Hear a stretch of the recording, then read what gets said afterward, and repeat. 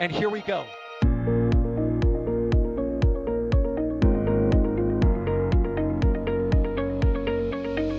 have liftoff.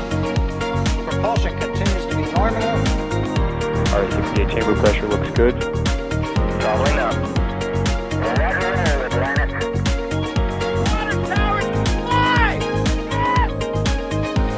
Tango down to nominal. Fighting downside of speed off. Bring in SPD off. Off. It's orange! Orange 25! Oh my god! Oh my god! Decollage. What is it? Put that in the big bag, Eagle. 343 unfolds to go. Indeed. We rise together, back to the moon and beyond. If the methane would be igniting in the flare, correct? Yikes. You good? We don't need any more of these.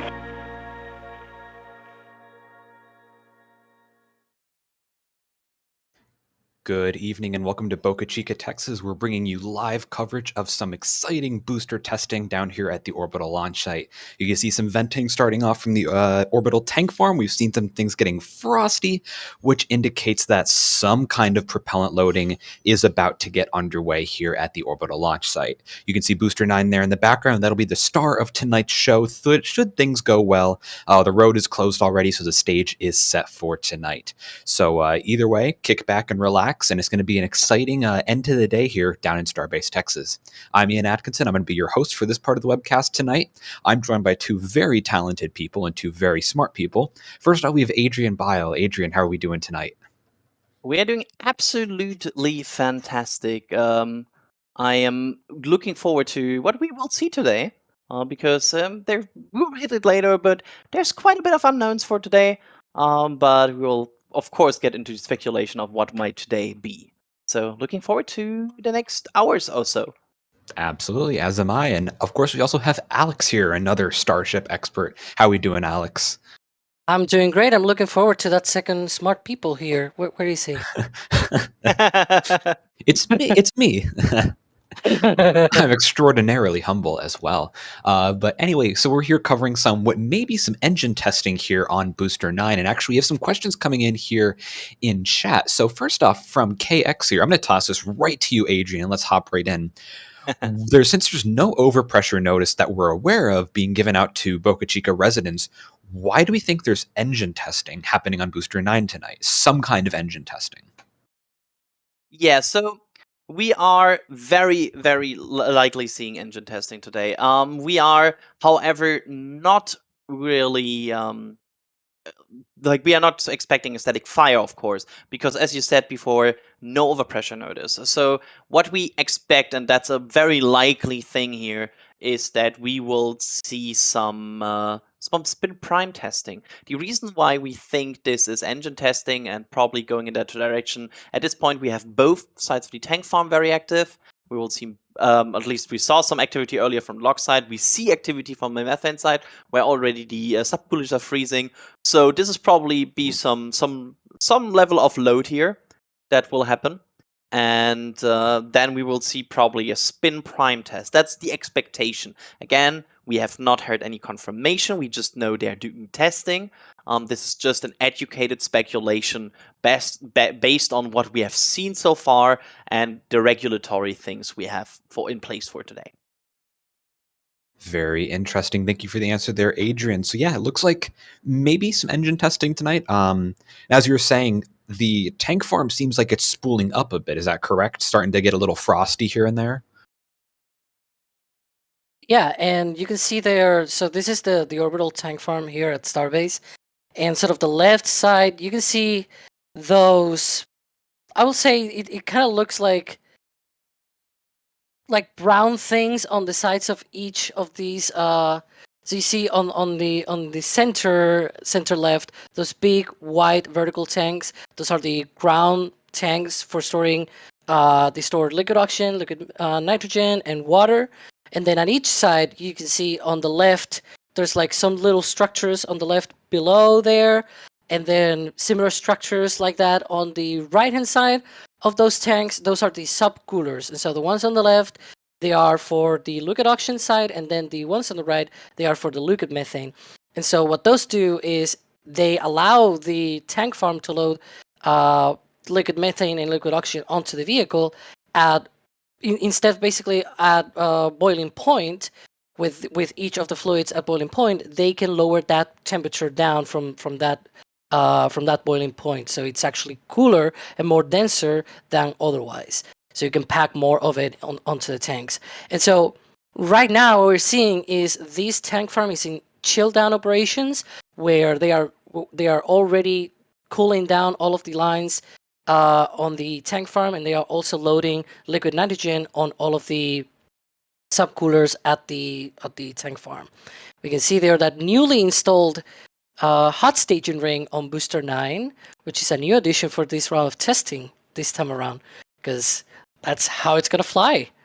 Hopefully not in the too distant future.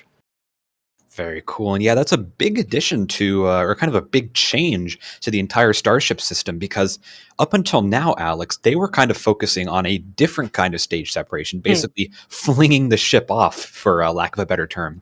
But now they've kind of, gone back in time a bit, back to, the Titan II era. Of course, Soyuz and Proton still fly with hot staging, but it's a much older technique. So it's interesting that SpaceX has chosen to go with this, especially kind of this late in the development, especially having to retrofit that ring then onto Booster 9 like we're seeing here. But hey, they seem pretty confident in it, and I'm really excited to see how it performs in the next flight. Indeed. Real quick, we have a great amount of support coming in here. Bideford kicking us off already today with a $50 super chat. Wow. Incredibly generous, saying, well, I needed an NSF.live chat today. Spin Prime is their choice, and saying and they're thanking us all. So thank you very much, Bideford. We really, really appreciate that. What a great way to kick off the stream. Thank you so much for that. Legendary Cow here with a $5 super chat, simply saying you're all the best and to keep it up. Well, thank you, Legendary Cow, and we really appreciate your support. Stephen Schaefer, or Stephen Schaffer, has become a Pad Rat member. Thank you very much for the support there, and we hope you enjoy all the perks that come along with memberships here on the channel. Jeff Rose similarly has become a Red Team member, so thank you, Jeff, as well. We appreciate your support.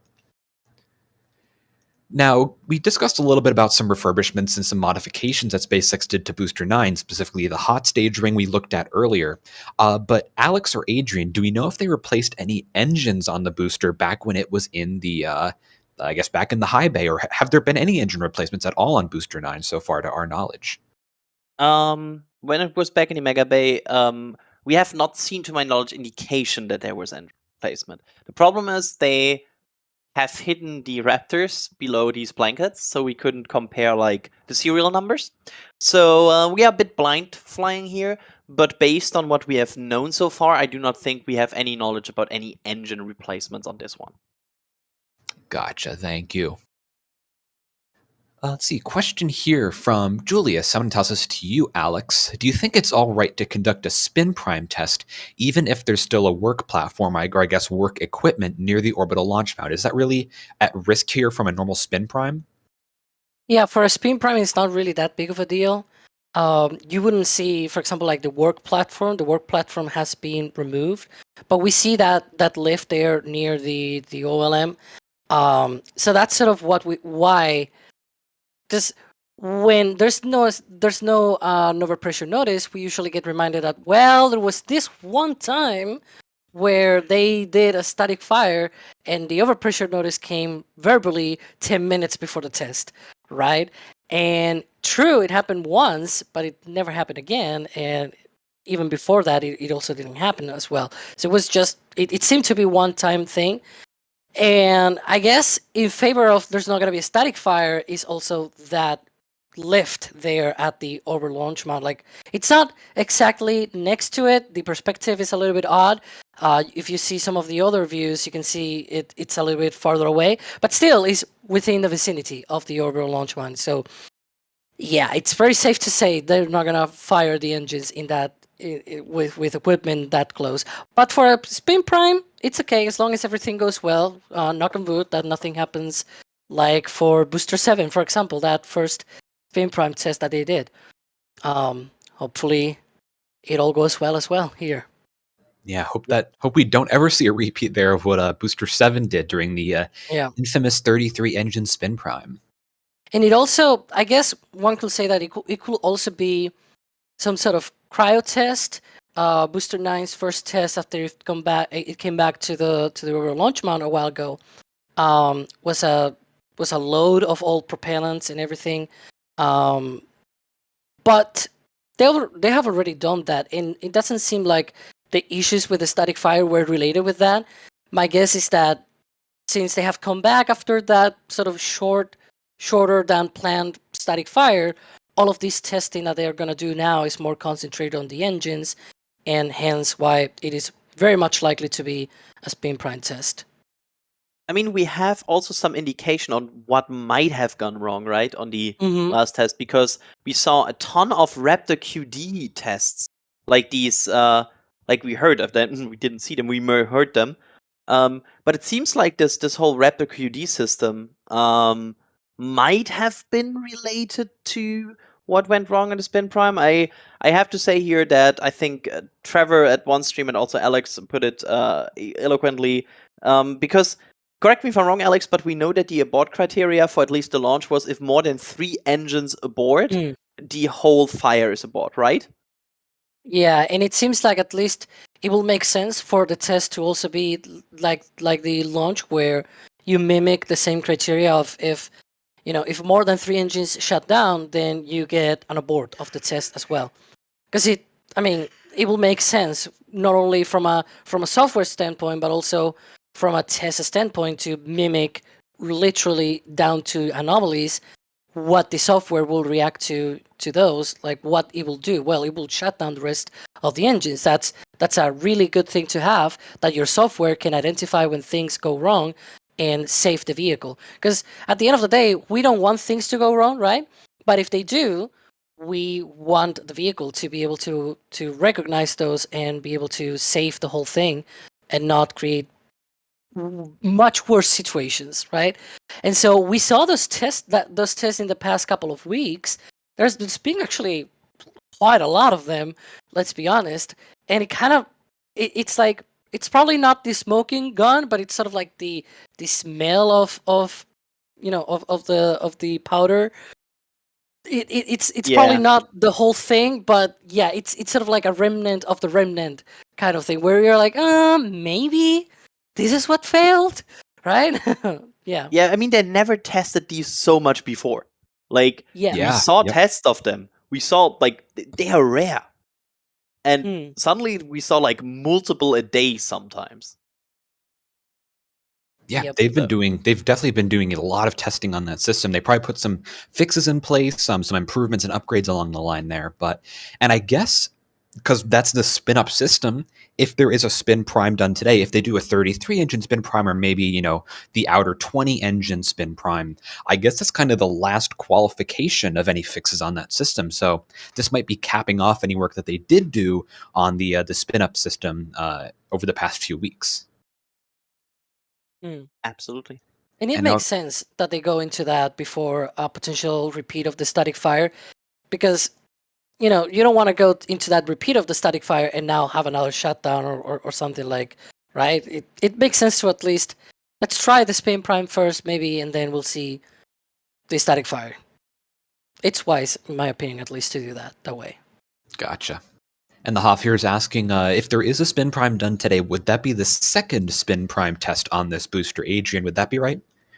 That's correct. So far, this test campaign has been very much accelerated from the initial Booster 7 test campaign, which lasted like a year. So they're very much trying to go as fast as they can. Very reasonable, though, because after the last static fire, there were some talks about, hey, would they even repeat the next test? But then we got a tweet from SpaceX yesterday that confirmed that Booster 9 is now on the test pad again for testing.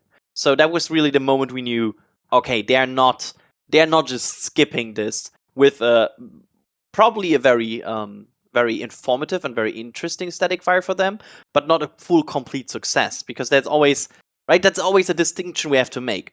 Did you learn a lot from that static fire? Probably yes. Was it enough to qualify the booster to fly the next integrated flight test? Probably no. And that's the two yeses you kind of need to get to the next stage where do you then integrate it with the ship and then probably fly it. Yeah, and when you mentioned this test campaign being accelerated compared to Booster 7's, which took a year, but that reminded me, Booster 9 performed its first cryogenic proofing test last December.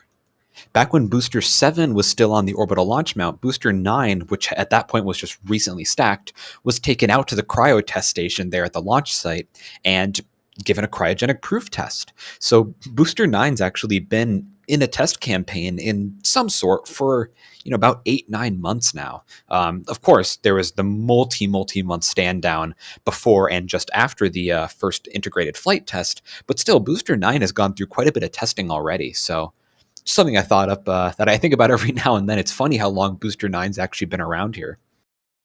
Yeah, I would say the one big difference is the amount of tests between the two, because Yes.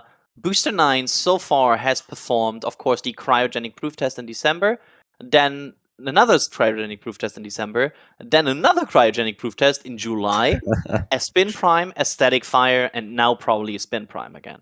If you look at Booster 7, that story is a bit different, because that's cryo, spin prime, static fire, spin prime, static fire, spin prime, static fire, spin prime, static fire, There were static fire, so static many fire, spin spin primes. prime, cryo test. So it's a bit of a Boy. different story in amount of tests. And yes, I just did this to make it clear how many tests Booster 7 had. Yes, There's get on that- this 5 times fast. There's that meme of the video of like it's another spin prime. That was actually precisely coming from because Booster 7 like making a spin prime after spin prime after spin prime. Boy. I guess those engines were thoroughly tested. Yeah, well, look how that replaced. went. Yeah. Yeah. And to Look be how fair, that went. also the replacements on Booster 7 were insane. Of course, you had the whole downcomer situation, I will call it. We had the situation with basically it was kind of normal after a test to see like at least 1 or 2 engines to be replaced.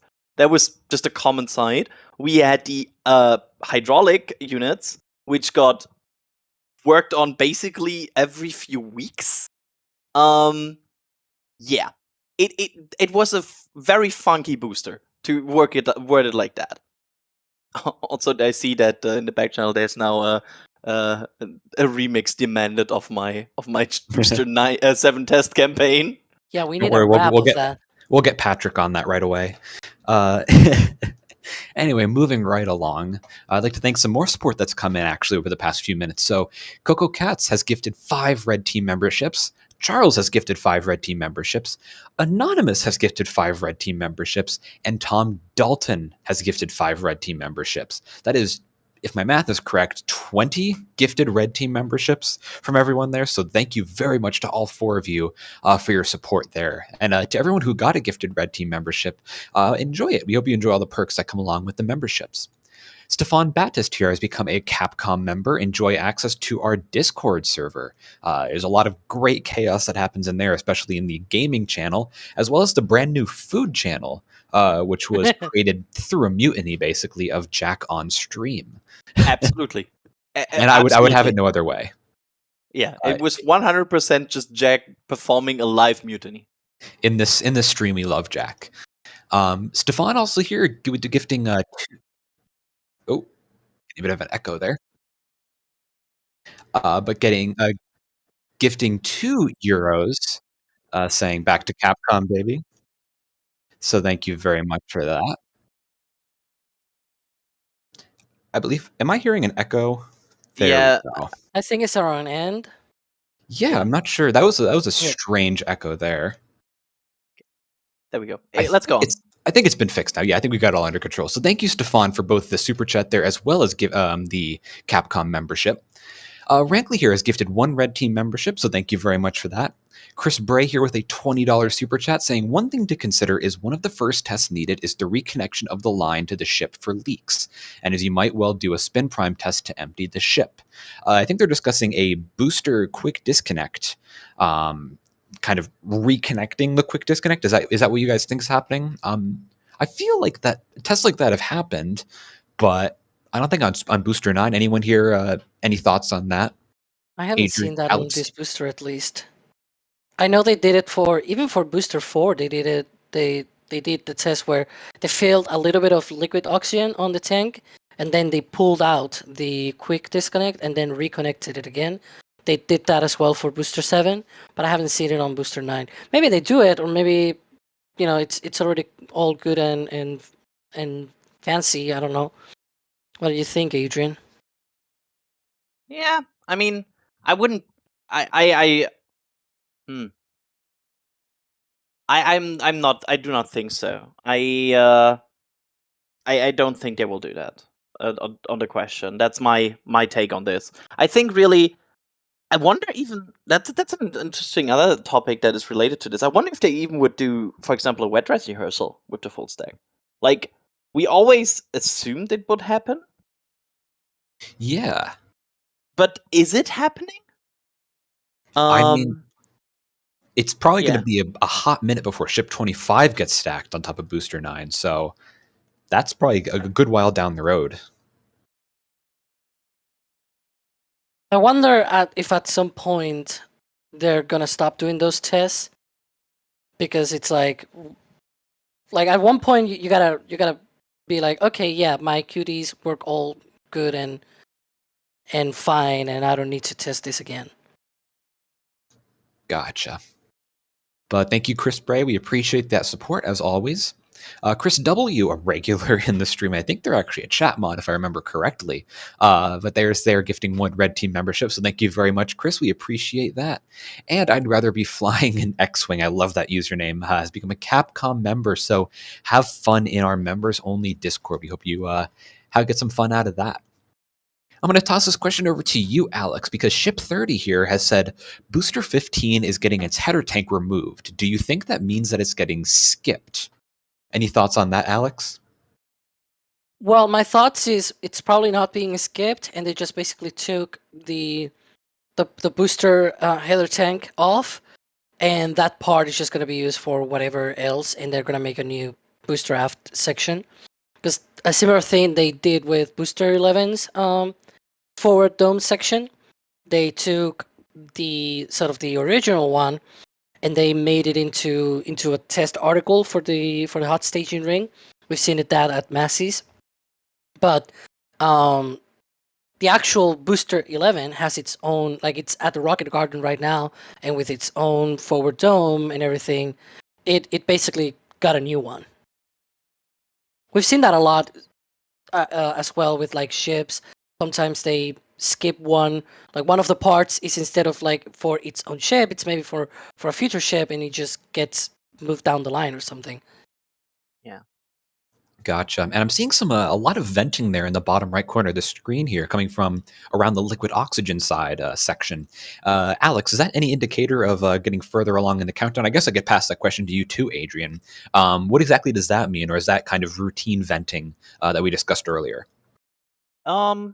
Sustained like this, I wouldn't call it routine.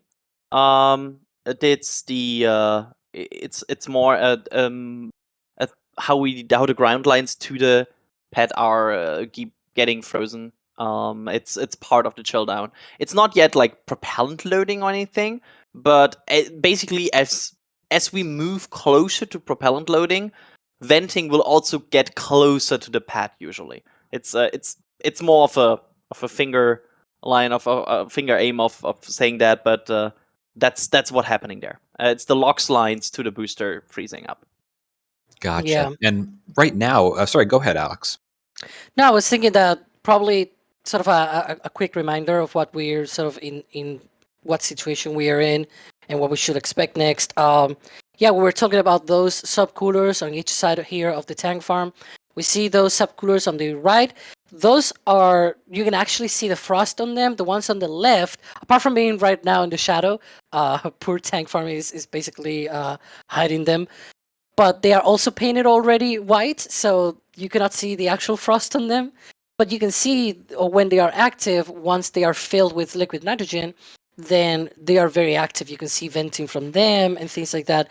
For the methane side, though, you can actually see the frost from that liquid nitrogen being loaded into them, because they use that liquid nitrogen, sort of, it's a bath of liquid nitrogen that they use to put the methane through and subcool it, basically chilling it down below its boiling point. So once they fill those, then they're going to start up the process of chilling down the orbital launch mount lines, and that's when we're going to see that start of the OLM vent.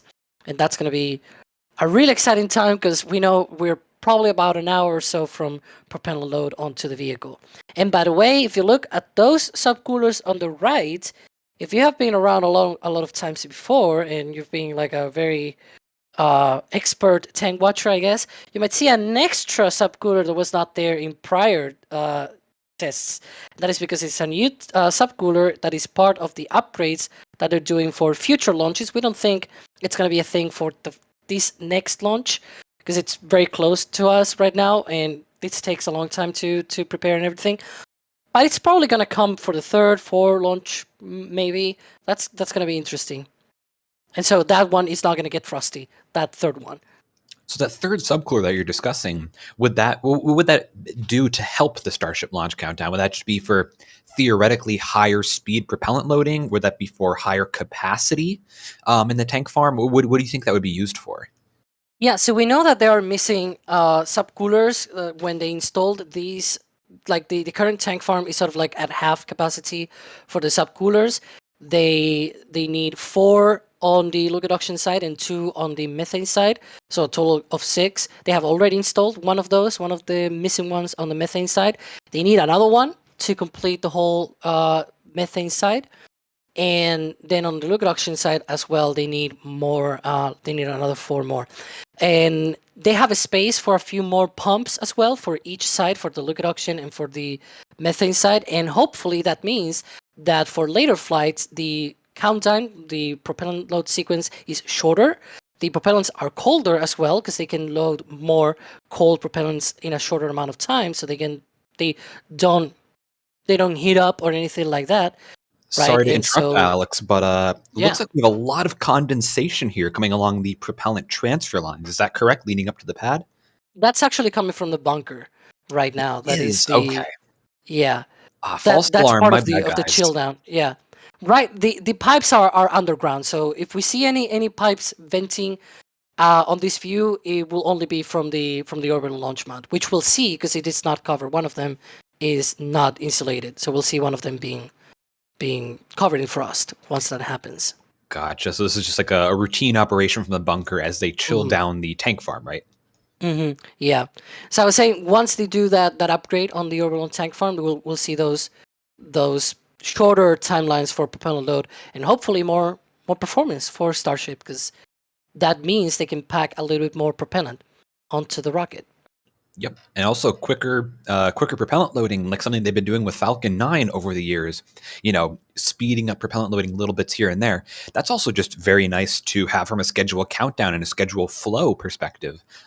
Less time propellant loading, means less time overall. You have to close down the launch site, less time for countdown overall.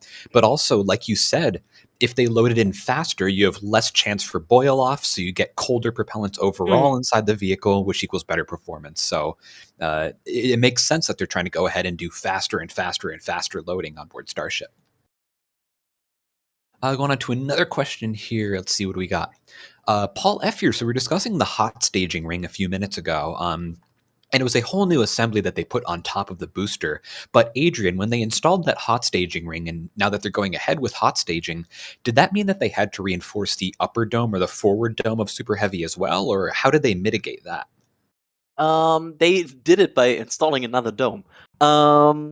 So as far as we know, there's not been any reinforcement on top of the forward dome. However, inside of the hot staging ring, there is another deflection dome. I will just call it that. And that is there to make sure that basically the flames are not hitting the forward dome. Because you can imagine if you just put a empty ring on top, the next thing that you would hit would be the forward dome. So having another dome on top of that makes basically sure that the Raptor engines are not directly hitting this forward dome, which I guess is probably a thing out of multiple reasons. Because A, you would probably damage your forward dome, and also you would heat it up a lot. So Yeah. that's probably two things that are not really good if you are thinking about probably landing in a bit. Because heating up your propellant also doesn't sound like a good idea to me. Yeah, I actually mentioned earlier in the stream that hot staging has been used on a lot of previous rockets and even some current rockets, such as the Russian Soyuz and Proton rockets. But those rockets are expendable. If you damage the first stage, or in the case of the Titan II, if you destroy your interstage on stage separation, that doesn't matter. You're throwing your stage away. It doesn't matter if it gets damaged. Here, if you damage your first stage, you are losing probably a few $100 million, maybe a few tens of millions of dollars in the long run, but you're losing a lot of money if you damage the top part of this vehicle. So that it makes sense that they have the hot stage ring with the extra dome in there. And also, it's going to be interesting. A thought just crossed my mind: the long-term evolution of Super Heavy here, because as we know, hot staging was kind of just it was a really quick decision that was made. It was literally a Band-Aid fix. They just tossed something new on top of the vehicle. No major changes to the base vehicle itself. So I wonder if they're going to integrate the hot staging ring into the rest of the vehicle over time, and if there'll be any differences there with how they deal with the two domes on top. Interesting thing to follow, so we'll have to keep our eyes out on that in the future. Ground Umbilical Carrier Plate, love the username, gifted 1 red team membership. Thank you very much for that. Starship 24 saying, I am Starship 24. I believe you, with a $2 super chat. Thank you. Oh no, it's a Excuse me. ghost. Yeah, I think we're getting haunted here. I guess the flight termination system didn't work. Micah here. It really didn't. Micah here has become a PadRat member. Yeah, I guess one of the flight computers survived there and is somehow transmitting back to us. Thank you, Micah. It sounds like a Stargate episode now. It's like the flight computer of the ship survived. Actually, there is a Stargate episode where there's a computer infected on the Daedalus, and they're trying to remove that virus and shutting down the system. Like it's a Stargate episode. Go watch it. There was a Star Trek episode where Voyager 6, a fictional probe, came to life, I think. Or it started to get like self-conscious or something. I don't know. Chris B would correct me. He's also probably disappointed that I'm misremembering Star Trek because I've never watched Star Trek. So I think something like that's happened at some point in Star Trek. But thank you, Micah, for becoming a PadRat member. Andrew Berg here with a $2 super chat saying, is that second stage still, or sorry, the second tank there still dented to bejeebus? And I think they're discussing the tank farm tank. One of the vertical tanks there was damaged at liftoff. You actually see it right there. The leftmost and second leftmost vertical tanks there are a little dented, but luckily those aren't the tanks themselves. Those are just outer shells. Now, the second one from left, Adrian and Alex, I believe that shell there is a tank. It's the water tank, correct? Yeah, and I believe it is not in use right now. They are actually using the two on the left. So basically, the one on the left plus the one behind it, they are being used as water tanks right now. Okay, and those are the ones that have the actual Starship-derived tanks under the shells, correct? Yeah, and they in fact were originally built to store methane, liquid methane, but eventually, because of regulations and things like that, they were not up to spec, basically. And so they eventually brought the horizontal ones that are on the other side. And so the thing that I've seen in the last few weeks is that they have removed all of the bits and bolts, basically, that were related with cryogenics on those tanks. So I don't think they plan to convert them to any cryogenic storage tank at any point. And they are basically dead on using them for water, for an indefinite amount of time, I guess. Interesting. And actually, that goes into a question here from Brian that I had saved up saying they, for some reason, thought all the vertical tanks were going to be replaced. Is this still the case long term? So, Alex, is there really any indicator of them moving away from those vertical tanks? I mean, obviously, they have those new methane tanks there. Oh, big vent there coming from the tank farm. But they have those new... Pope vent. the Pope vent, yes. But they have those new methane tanks, the horizontal ones in the bottom left. So do you think they're kind of slowly shifting away from those vertical tanks? Because we know those have been giving them tons of issues over time. Any updates on that? Yeah, well, the ones on the bottom left are for the water deluge. Those are the main ones for the deluge system for the flame deflector, whatever. Yeah, you can see here exactly the ones on the right, on the lower right here are for the methane tanks. We've seen for the past few months they have been building sort of like stands for new tanks. They are very close to the methane tanks, so they might be methane tanks as well, but you never know, right? They could be for oxygen as well, or maybe for nitrogen or whatnot. But definitely doesn't look like they're going to be deleting those vertical tanks just yet. My total guess here is that they will eventually move a lot of the cryogenic storage to another part of the launch site, and then remove these and use these location to put like larger tanks or things like that for extra commodities. Gotcha. And that Pope vent you were talking about, that's in the bottom right there. It's actually just going off right now. That's not really an indicator of anything in the countdown. That's just a kind of routine, just venting off some nitrogen. Is that correct? Yeah. Yep, Adrian, take that. It's part of the venting of the methane side of the tank farm, and it at least indicates there's something flowing around there. It's not something that would go in this pulse and this pattern if there would nothing going on. But it's not like something that indicates we are in a certain step. There are other things in the methane tank farm that indicate way more. There's a horizontal vent that is basically with high force. And that one usually, that's basically the nitrogen being removed from the subcoolers as they are cooling down methane. And of course, when you're cooling down methane, that means your nitrogen starts to boil because there's like a heat exchange between them, and you need to dispose that gaseous nitrogen at some point, and that's happening there. And then, for example, when we see that means they're loading methane. That's one of the indicators that we will see once we are going to propellant loading. Very cool. So that's an indicator that we're going to see, methane on the vehicle, which likely means some kind of engine testing today. Would you say that? Yeah, I mean it's the methane side being active, and to point out again, during a sprint prime they load methane. That's I think there's like some confusion about that if they're only nitrogen for that. Based on what we have seen so far with this vehicle, with previous vehicles, they load a tiny bit of methane inside of the methane tank. It's not enough that you usually see a lot, but they use methane. Gotcha. So tank farm venting is continuing, which is a good sign that we're getting closer and closer to some kind of propellant loading. I believe we now see the lock subcoolers going strong. Yep. There they are. Now.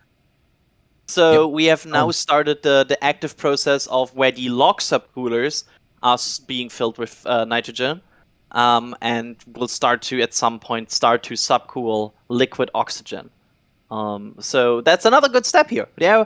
So far, I would call this a very smooth progress through the tank farm. Don't jinx it, Adrian. Don't jinx it. Don't let us. Yeah, I just scrubbed the test. I'm sorry. No, you just brought like an 8-hour hold here. Yeah. But can you run us through, Adrian, while we have you, for just like a quick overview of why are they subcooling liquid oxygen and liquid methane? What does that do for those who are unaware? Yeah, basically, you increase the efficiency, because if you subcool liquids, they are getting more efficient. I think they're getting more dense, if I recall correctly, right? So SpaceX uses that. So they use these subcooled liquids for their rockets. They use it for Falcon 9 as well, with also liquid oxygen there. So yeah, it's an efficiency thing, and it's not that easy. It's of course you would look at the tank farm and be like, yeah, they just need to put the things into the rocket. Why are they not doing it that fast? Well, it's a very delicate process where you need to make sure you're basically lowering the temperature of every part step by step and making sure that your systems are not suddenly cryo-shocked. So you basically first go through these subcoolers. They need to cool down. Then you suddenly are in the area where, okay, I have lines that go to the vehicle. They need to cool down. Then you need to cool down the areas around the vehicle with the OLM as well. You go step by step until you arrive at the point where you're like, okay, now I can put liquids into the booster without like cryo-shocking anything. Thank There you, we can Adrian. see those liquid oxygen subcoolers venting that nitrogen out. Yep, that's the gaseous nitrogen after they have subcooled something in there. There are so because- many nicknames for these. Yeah. It's also, you can see how high the force is, right? You can see all the gaseous nitrogen, because that was liquid nitrogen just a moment ago. And then it starts to boil because it's subcooling something. Which basically just means there's something way hotter flowing through it, and that makes it boil. Gotcha. Thank you for that. And another question here that kind of ties into this. I'm going to toss this over to Alex, because I feel like there's a backstory here. In fact, I know there's a backstory here. So, Alex, can SpaceX produce liquid oxygen, liquid nitrogen, or liquid methane on site, or do they all have to be delivered with tankers? So, we know that they do use a lot of tankers right now, but can they produce that on site? Take this one away. Yeah, that's the long known just do story that they a have quick always. answer. No, but it's actually a long story in the sense that it is something that we have seen them preparing for a long time. But it also takes a lot of power to be able to produce liquid oxygen, liquid nitrogen, liquid methane, especially liquid methane. You need a lot of power because there's a lot of intermediate steps in between. Whereas for liquid oxygen and liquid nitrogen, you can basically make it out of the air. You can take out nitrogen and oxygen from the air with an air separation unit, which they already have. Whereas for the liquid methane, you need a few more steps, and those steps are very expensive power-wise. And the problem that I see right now is that I do not think they're extensively using.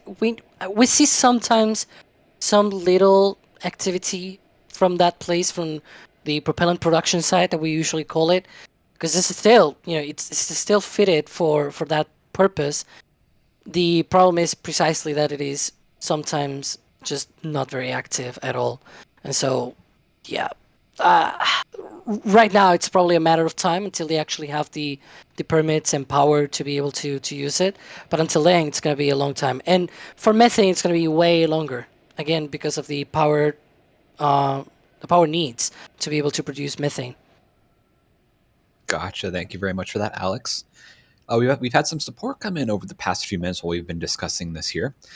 Tim Simpson here saying with a $3 super chat, are they the only person who wants Elon to create a giant suction cup to pull the dent out of that tank? I totally understand there. I mean, they have been doing, or I guess they did do, some kind of reforming work and reinforcement work on those tanks. Is that right, Adrian? They did a little bit of a kind of structural rebuilding. Yeah, there was some cosmetics performed on these tanks. We saw them not only like repairing some dents, but also repairing some holes in there because there was concrete flying around. So some of that pierced like the outer layers there. It doesn't seem like they're eager to make sure every tank in the tank farm right now works. As Alex said, they have other working tanks in there, so they probably don't need some of the very dented ones. So I'm not sure if they will repair it. They might also come a day where they just remove the very, very damaged one. And The just funny don't thing- bother with it anymore. The funny thing is the comment talks about a great, like a giant suction cup. You know what they did to be able to pull out some of those dents? They attached chains to these tanks, to the outer shells, and then they pulled out those chains. Like they basically pulled from them to be able to pull out all of the dents from the tanks, or at least as best as they could to pull out the dents. It was, yeah, It's not the most finest way to do that, but I guess it works. If it works. I guess so. So thanks, Tim, for the super chat. We appreciate that. We have a $10 tip from Brondo from tips.nasaspaceflight.com, which is another great way to directly support us without having to go through YouTube and other secondary sources. But thank you for the tip, Brondo. And they're saying NFS. I think they might have misspelled NSF unless NFS stands for something else, saying it's what tank watchers need. Thank you for the tip, Brondo. We appreciate that. RC Horseman here has gifted 5 Red Team memberships. That's some great support. So thank you, RC Horseman, and everyone enjoy your memberships if you got gifted one from RC Horseman here. Engine 69C with a $10 super chat here saying thank you for documenting history in real time and to keep up the great work, NSF team. Thank you very much, Engine 69C. We really appreciate that and your support and also the kind words. Thank you for that. Let's see, Starship 24 saying with a $2 super chat, trying to get my hopes up here, saying, is there any chance of Starship coming to Wallops? I mean, as a Wallops fanboy at heart, I would love to see that. Realistically, probably not, at least for a long time. But you're getting my hopes up there, so thank you for that. Apocalypse Cow here with 10 gifted Red Team memberships. Thank you for that. Great amount of support there, and I'm loving seeing all the gifted memberships here today. A lot of great support going to and from our community. So thank you everyone for that. Hopping into another question here, Shady91 here. I'm going to toss this to you, Alex, saying, why do you think that they covered the engines yesterday? That's never been seen before. So any reason or thought there as to why they covered up the Raptor engine bells? Well, they actually have done that multiple times before. It's just not very usual for them to do that. So it is very, if you're not like a hardcore tank watcher, it's possible that you may have missed it, and it's okay. That's why we're here to basically document everything. And yeah, so we saw them using that, and it pretty much looks like it was just basically because this is sort of like engine testing coming up. There was a tropical storm above Starbase. Well, not technically right above, but close to Starbase. And yeah, you don't want the engines to get nasty as you prepare to test them. So yeah, it's wise to have those covers on. I would not want my multi-$100 rocket engines getting damaged from rain and wind. So that's definitely a good idea to have there. Let's see. Mac 3295 here. I'm going to toss this again to you, Alex. Have we seen any more hot stage rings being made, or has this been the only one we've seen? So booster 10 and 11 we know are basically done with assembly. Have we seen any indicators for their hot stage rings being made yet, or do you think they're kind of waiting to see how this one fares? Well, we have seen other. Oh, hold on. There's an OLM vent going on right now. The OLM vent has started. I do see that. Yes, a very, very light vent there. Yep. It's kind of tough to see from this angle here. There we go. Thank you, Patrick. Very small venting there. And Alex, that's just basically them just flushing the lines and cleaning everything out ahead of, full-on propellant loading, correct? This is not like a direct indicator of anything? Exactly. It is the start of the chill down and the start of the purge of the orbital launch mount lines.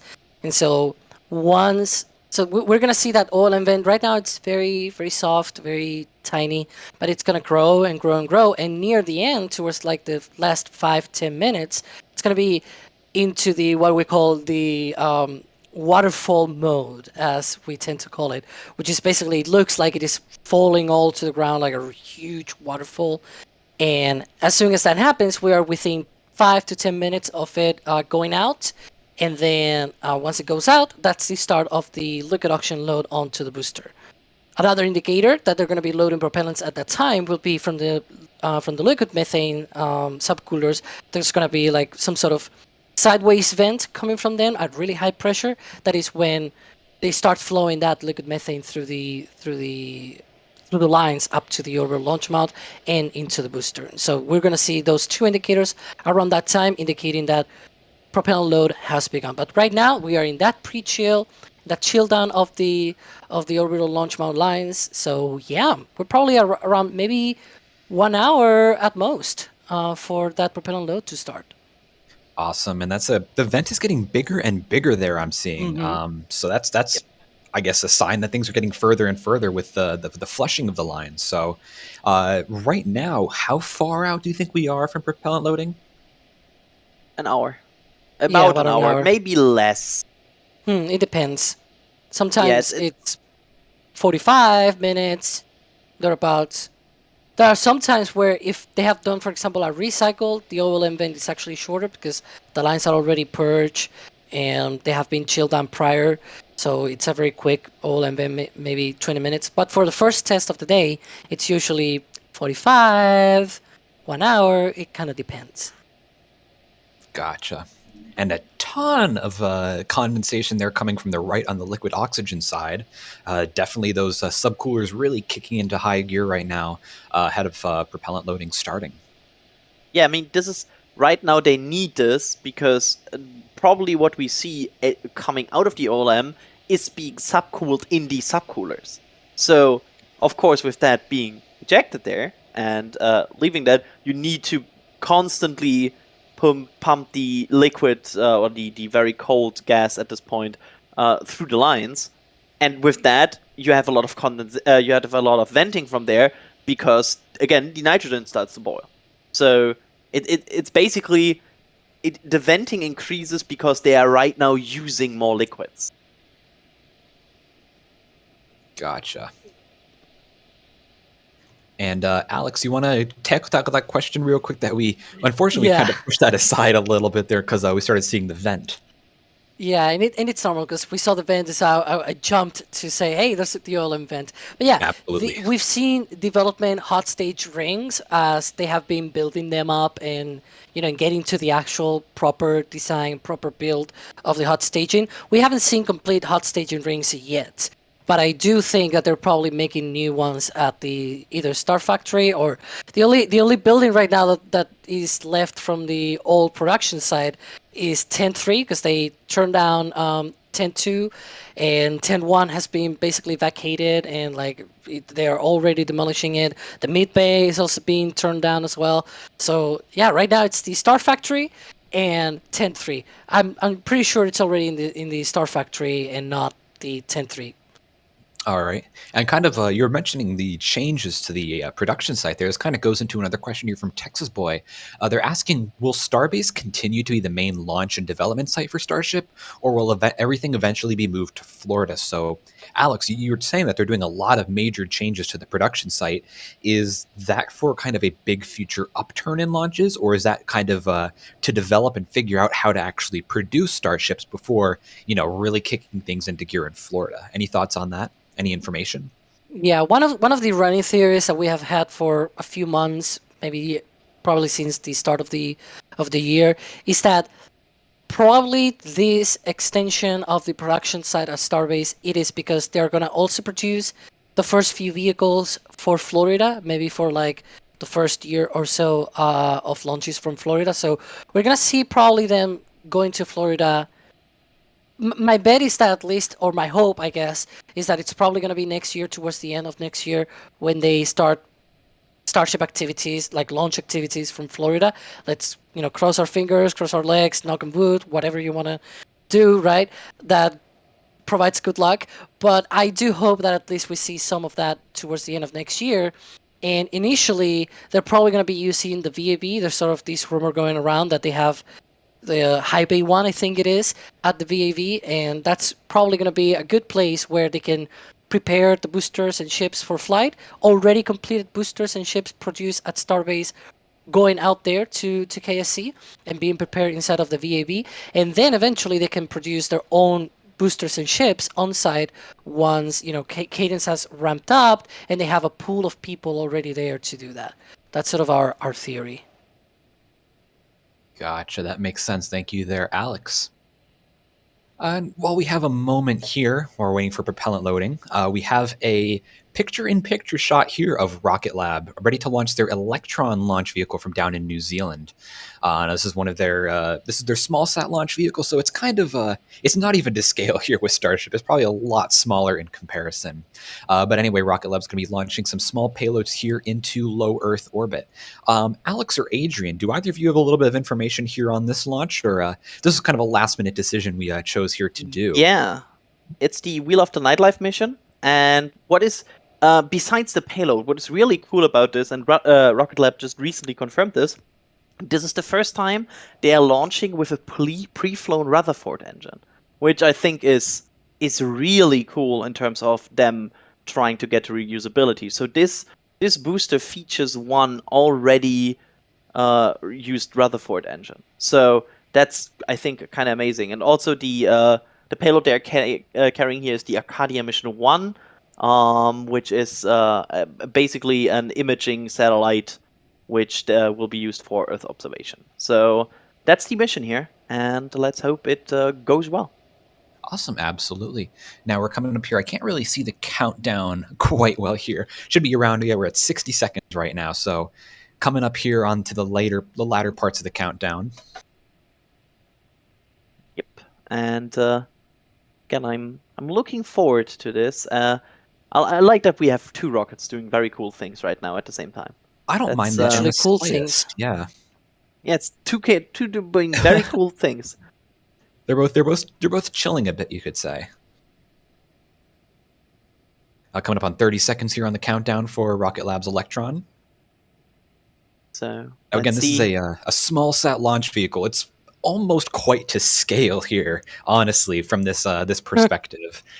It is a small little rocket, but it is capable. This should be around its 40th mission. I can't remember the exact number. No, it's not to scale. Oh yeah, it's not even close. It would probably fit almost below the orbital launch mount. Here we go, deluge. Engine ignition. And I can't a see. lot of yeah. There we go. Liftoff Electron. I believe that was coming off. It was like engine ignition and engine ignition and I don't know what's happening. And the interesting thing of this launch is this launch was going to be attempted earlier this month, but they had issues during the countdown for that attempt, and so they had to change the whole stage. So this actually is a reusable launch because of that. Interesting. And yeah. Speaking of the first stage, you can see get a look kind of here on the camera on liftoff. The first stage had a red interstage and kind of a gray tank section. That's an indicator that this launch vehicle, this Electron vehicle, is going to be recovered today. So Rocket Lab is trying to reuse the Electron launch vehicle as well, similar to how SpaceX is doing Falcon 9. But their approach to recovery is quite different. So Electron is landing via parachute. That's actually something that SpaceX tried to do back in the Falcon 1 days, and they also did try it back in the Falcon 9 days on the first two launches, but it didn't quite work out. Alex, real quick, do you remember why those first few parachute missions didn't work on Falcon 9? Did it just rip the parachutes apart or something? Yeah, one of the problems that they had starting with Falcon 9 reentries is that you need a way to carefully reenter through the atmosphere. And so for that, you need things like grid fins or a good, precise reentry with RCS thrusters, which is what Electron does. Electron has the advantage as well that it is carbon composite. So when it reenters through the atmosphere, it is very lightweight, and like the sort of area that it presents to the air versus the weight of the rocket is higher. So it's like a lot of drag for for very little weight, and that reduces the heat load on the booster. Which cool. Falcon 9 didn't have. Thank you, Alex. And turning back to our main event today, right before we get to main engine cutoff here on Electron, looks like they are still flushing out and cleaning out the lines there on the orbital launch mount for Booster 9 here. Again, you said it should be about like a half hour or so at this point until propellant loading, you think? Yeah, we've been 10 minutes into the Olem vent. Yeah, about 40, maybe 50 minutes away. Gotcha. Yeah, you can still see some. Oh, sorry, Adrian. It's always if you ask Alex or me if it's like how long is it? It's always how wide do I want to set the corridor so I don't embarrass myself if SpaceX does something funky. That's basically what's always happening there. Looks like good staging on Electron there. Nice. About 40 minutes probably. Awesome. Ish. Big-ish. We got shot there from the first stage. Of course, that stage will be coming back to hopefully land in the Pacific Ocean and be recovered. Rocket Lab has said they are going to hopefully start flying some reused components later this year, including a reused engine, and hopefully a fully reused stage in the near future as well. Again, Rocket Lab is very early in their recovery campaign, so they haven't quite reflown a stage yet, but they're hopefully approaching that point soon. And also, not to let any confusion here come up, the right rocket at the top right is an Electron that is launching today. Starship, or Super Heavy in the middle, is not launching today. This booster should not be removed from this mount in any case today. That's the goal here. And if it does, it wouldn't really get far based on the, lack of a nose cone. Max Q would be a fun event for this booster. It's gonna be quite funky Max Q. I bet the OLM is even taller than Electron, I think. It I is. think the I OLM just is counted. 11 meters. Yeah. 18 meters, excuse me. Yeah, I just counted based on the rings. If you start where we can see Super Heavy here over the OLM, it's not even reaching the top of the chimes. It's about 2/3 of the chimes. Yeah. So, yeah, it's not really like I'm this. trying This to is look up the quite a height. big rocket. Yeah, so Electron is 18 meters in height. If you were to put it there on the base of the OLM, it will the fairing tip will reach basically where the booster is attached, where the OLM clamps are located, more or less. That's roughly. hilarious. That's great. But yeah, so it looked like we had a good lift off there of Electron. Of course, they're going through second stage burn right now, and wishing them all the best on their mission here. Let's see, going through some more questions here.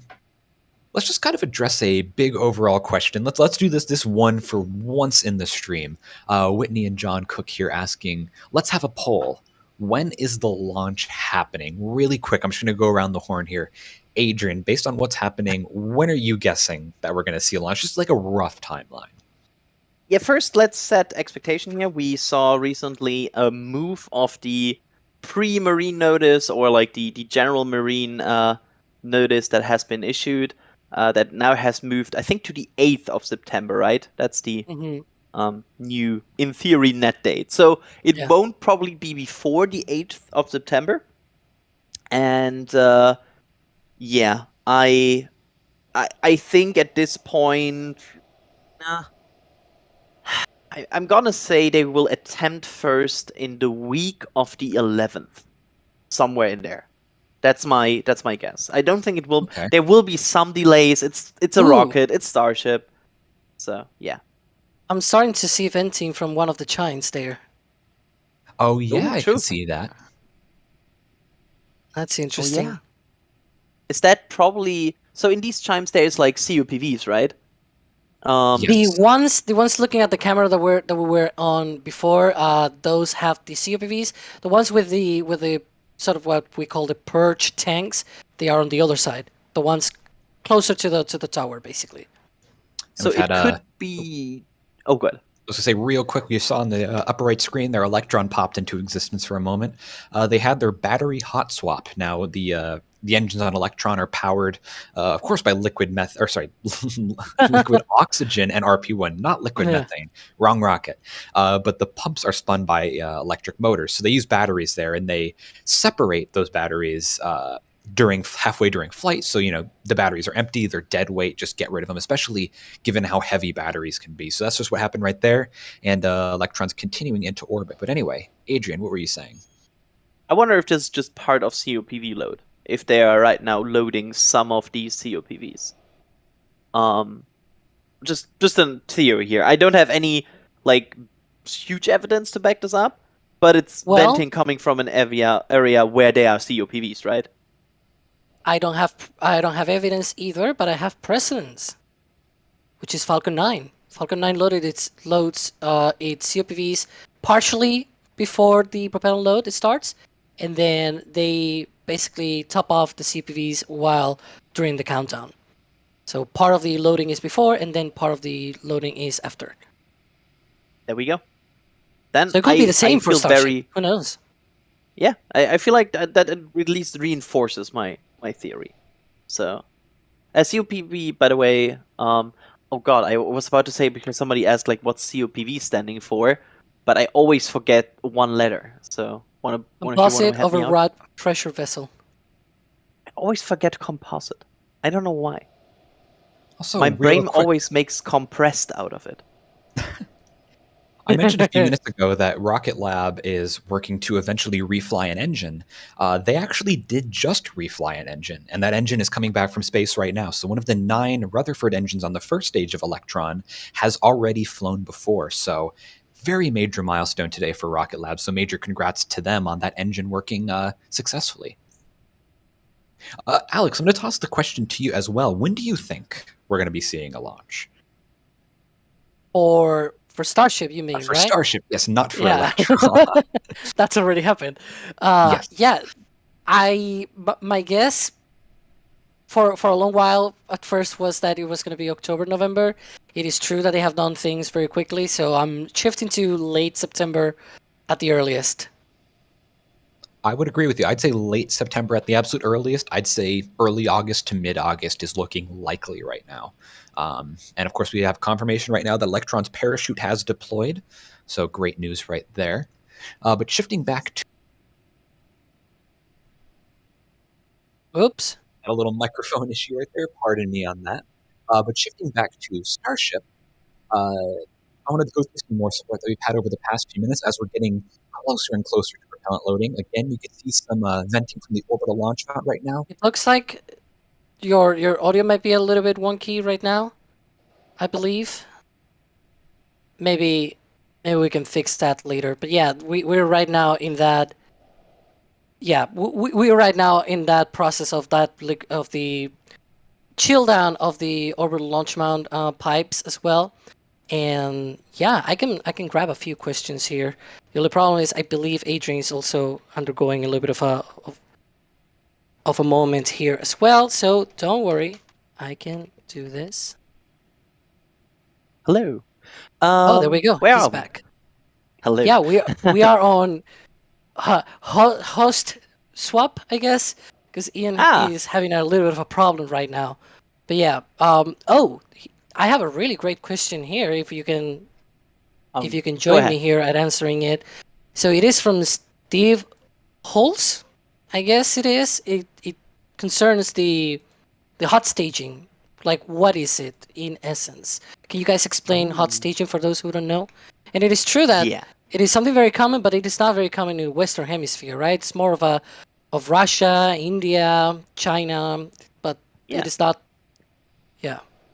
So basically, if you have ever seen a Falcon 9 launch, what happens during a Falcon 9 stage separation is the first stage engines will turn off, then the first stage will separate from the second stage, and then the second stage ignites. During this phase where you don't have any engine running, that's a phase where you don't fight gravity. That's a phase where you don't use your energy right now to go into orbit. Basically, it's lost time.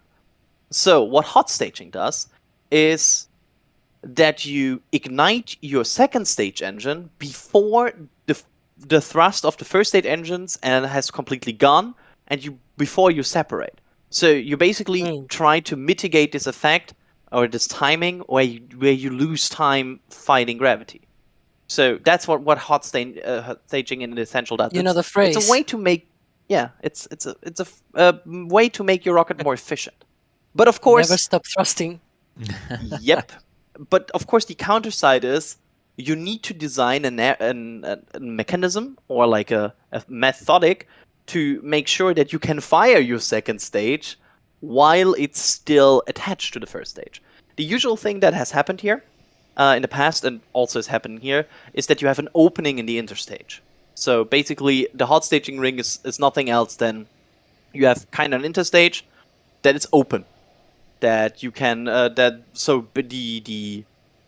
flow of the second stage engine can escape. Because otherwise, you would create a situation where you have an enclosed area as an interstage, and you would push all the exhaust of the engines there and just blow up your interstage, which is not very good It's a pro term here. It's a very advanced lesson, but blowing up parts of your rocket usually is not good.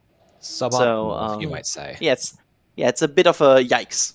Glad to have you So, back, yeah. Ian. Yes, thank you. There was a little hiccup there. I'm not sure what happened on my end. But thank you for taking the reins for a minute there, Alex. I hope that was a Sure. overall understandable explanation of what's hot staging doing. Yeah. Gotcha. Thank you for the question there, Steve. And real quick, before I had the little hiccup there, I was going to say thank you to everyone for supporting us, including the people who have been, super chatting, tips.nasaspaceflight.com, which is another great way to support us, as well as gifting memberships. But another way that all of you here can support right now for free, no cost to you, but still is an immense amount of support to the channel and to NSF as a whole, is just to like this live stream. Just hit that like button. It sounds so, overused these days, hit the like button, ring the bell and stuff like that. But it really does make a difference in, YouTube liking us and things like that. So if you just take a second, hit the like button, we would really appreciate that. So thank you everyone for all of that support. But shifting over to another form of support that we're getting right now, Herman here with a $3 super chat saying, assuming everything is ready, would it be possible to launch Starship on August 31st by paying a penalty fee to the FAA, or do we have to wait for the case resolution? Well, the hardware is not going to be ready by August 31st. That's right off the bat, I can say that. I would disagree with that. Really? I think it could be ready. I don't rule it out that it could be ready. Okay. I mean, if you... Major venting there from the orbital launch mount. Yeah, just ongoing pad vent. Yeah, that's the normal vent Gotcha. now. They have gone from the small vent to the normal vent, and then once you see it like cascading and things like that, that's the waterfall mode. Yeah. Very cool. Sorry, I cut you off there, Adrian. I would argue it could be ready on the 31st. If they hear me out here. If they spin prime today, they have another road closure tomorrow, they have another on Friday. They could get a static fire done before the end of this week. And then they just need to stack. Like, that's all. The upper stage is tested. But is Ship 25 ready? That's the one unknown here, but... Yeah, it's the big question, right?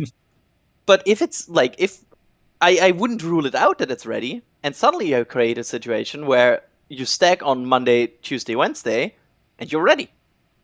So, I don't think it's totally unreasonable to say it's ready before the end of August. It's unlikely, perhaps, but I wouldn't say this chance is zero. Yeah, one of the things that I see, at least when I look at Ship 25, even after a week, it's like they have only installed 4 tiles on the nose cone lift points, right? It's like, what are they waiting for? They're taking a long time to replenish those, to install those. I mean, and one of the other things is we know at least right now the earliest that they are pushing for is September 8th. So will be possible August 31st. We know that sometimes targets can move to the left in the schedule, but I will be very, very skeptical of that happening in this case because it's a Starship. Yeah, I only want to point out we don't know why it moved to the right, because initially it was August 31st, and then it moved to the new date of September 8th. And I would quickly just counterpoint here, we don't know why they moved it to the right. It could also be that, for example, the FAA indicated to them that might be the date where we can assure you a result of the launch license, or like the investigation. So it could be out of many reasons that they are right now targeting that, and it doesn't have to be technical readiness of the system. That's all I'm saying. I'm not saying it's likely, and again, I think it's technical readiness. I'm just playing like the counterpoint here because I think there's other possibilities as well. Gotcha. Well, thank you for that explanation there, and thank you for support, Herman. Also, real quick, before I go into our next supporter, I'd like to say if you have a question, I don't think I mentioned this before. Everyone, I guess, has kind of fallen into the groove, but if you don't know this yet, if you have a question for us in chat, be sure to tag us with @NASASpaceflight. Start your question off with @NASASpaceflight. That kind of flags it and makes it pop up in some software back here that one of our former software engineers, Michael, worked on. So once again, be sure to tag us with @NASASpaceflight, because it makes your question pop up, and much higher chance of us being able to read and answer it. TJ Smith here with a £2 super chat saying, hi from the UK, saying, why is hot staging so beneficial? Alex, real quick, like 30-second explanation. Why is hot staging beneficial in this case? Well, in this case, it's because it's more efficient and it's simpler, and yeah, pretty much. It only complicates the reusability part, but they can figure that out. Fix it in post, I guess, yeah.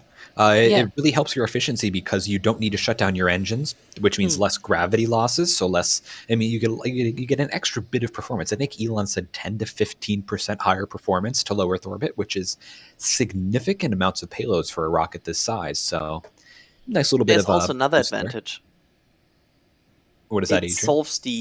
solves the problem of how to settle your propellant in the second stage. Yep. Because that has been, like, different rockets have different ways to tackle the situation that before you ignite your second stage engine, you're still in 0G, right? So you have a situation where your propellant might be floating around in your propellant tank, and you are at this point maybe have some boil off, and you have some gas bubbles in there that you don't want to have in your engines. So what you need to do is settle the propellant. Some rockets use thrusters for that. Some rockets have like other methods to solve this. And with the hot staging, you still have the propellant settled as your second stage engine ignite. So it basically solves another problem with it. Thank you for that extra explanation there, Adrian. Pebnet's here with a $10 super chat saying, should we hold off on any discussion about launch dates until after the FAA produces their report and states what SpaceX needs to do for the launch license? Until then, no launch is happening. I mean, they are correct until there's really no launch happening until the FAA gives them the go-ahead, but I think it's still fair to, speculate as long as we say this is speculation. And to be clear, any launch dates that we've discussed here are pure speculation. There have been some very tentative possible dates, like from the Coast Guard filings you discussed on September 8th. That is, I guess, the earliest they possibly could launch, but that is extremely tentative. And anything beyond that is pure speculation at this point. So I think for just some fun speculation, it's fine. Yeah, it is also very important to mention that there's many rockets out there that execute launches that we talk and even cover, and they don't have a launch license for those launches. I'm namely talking about Falcon 9, Atlas, Electron even, where we talked about Electron flying from Wallops, for example, and they didn't get the launch license for that launch until like 2 days before of the launch. And when they launched again from Wallops, it was a sort of different trajectory, and for that new trajectory, they needed a new launch license as well. It was like a different sort of modification of the existing launch license as well.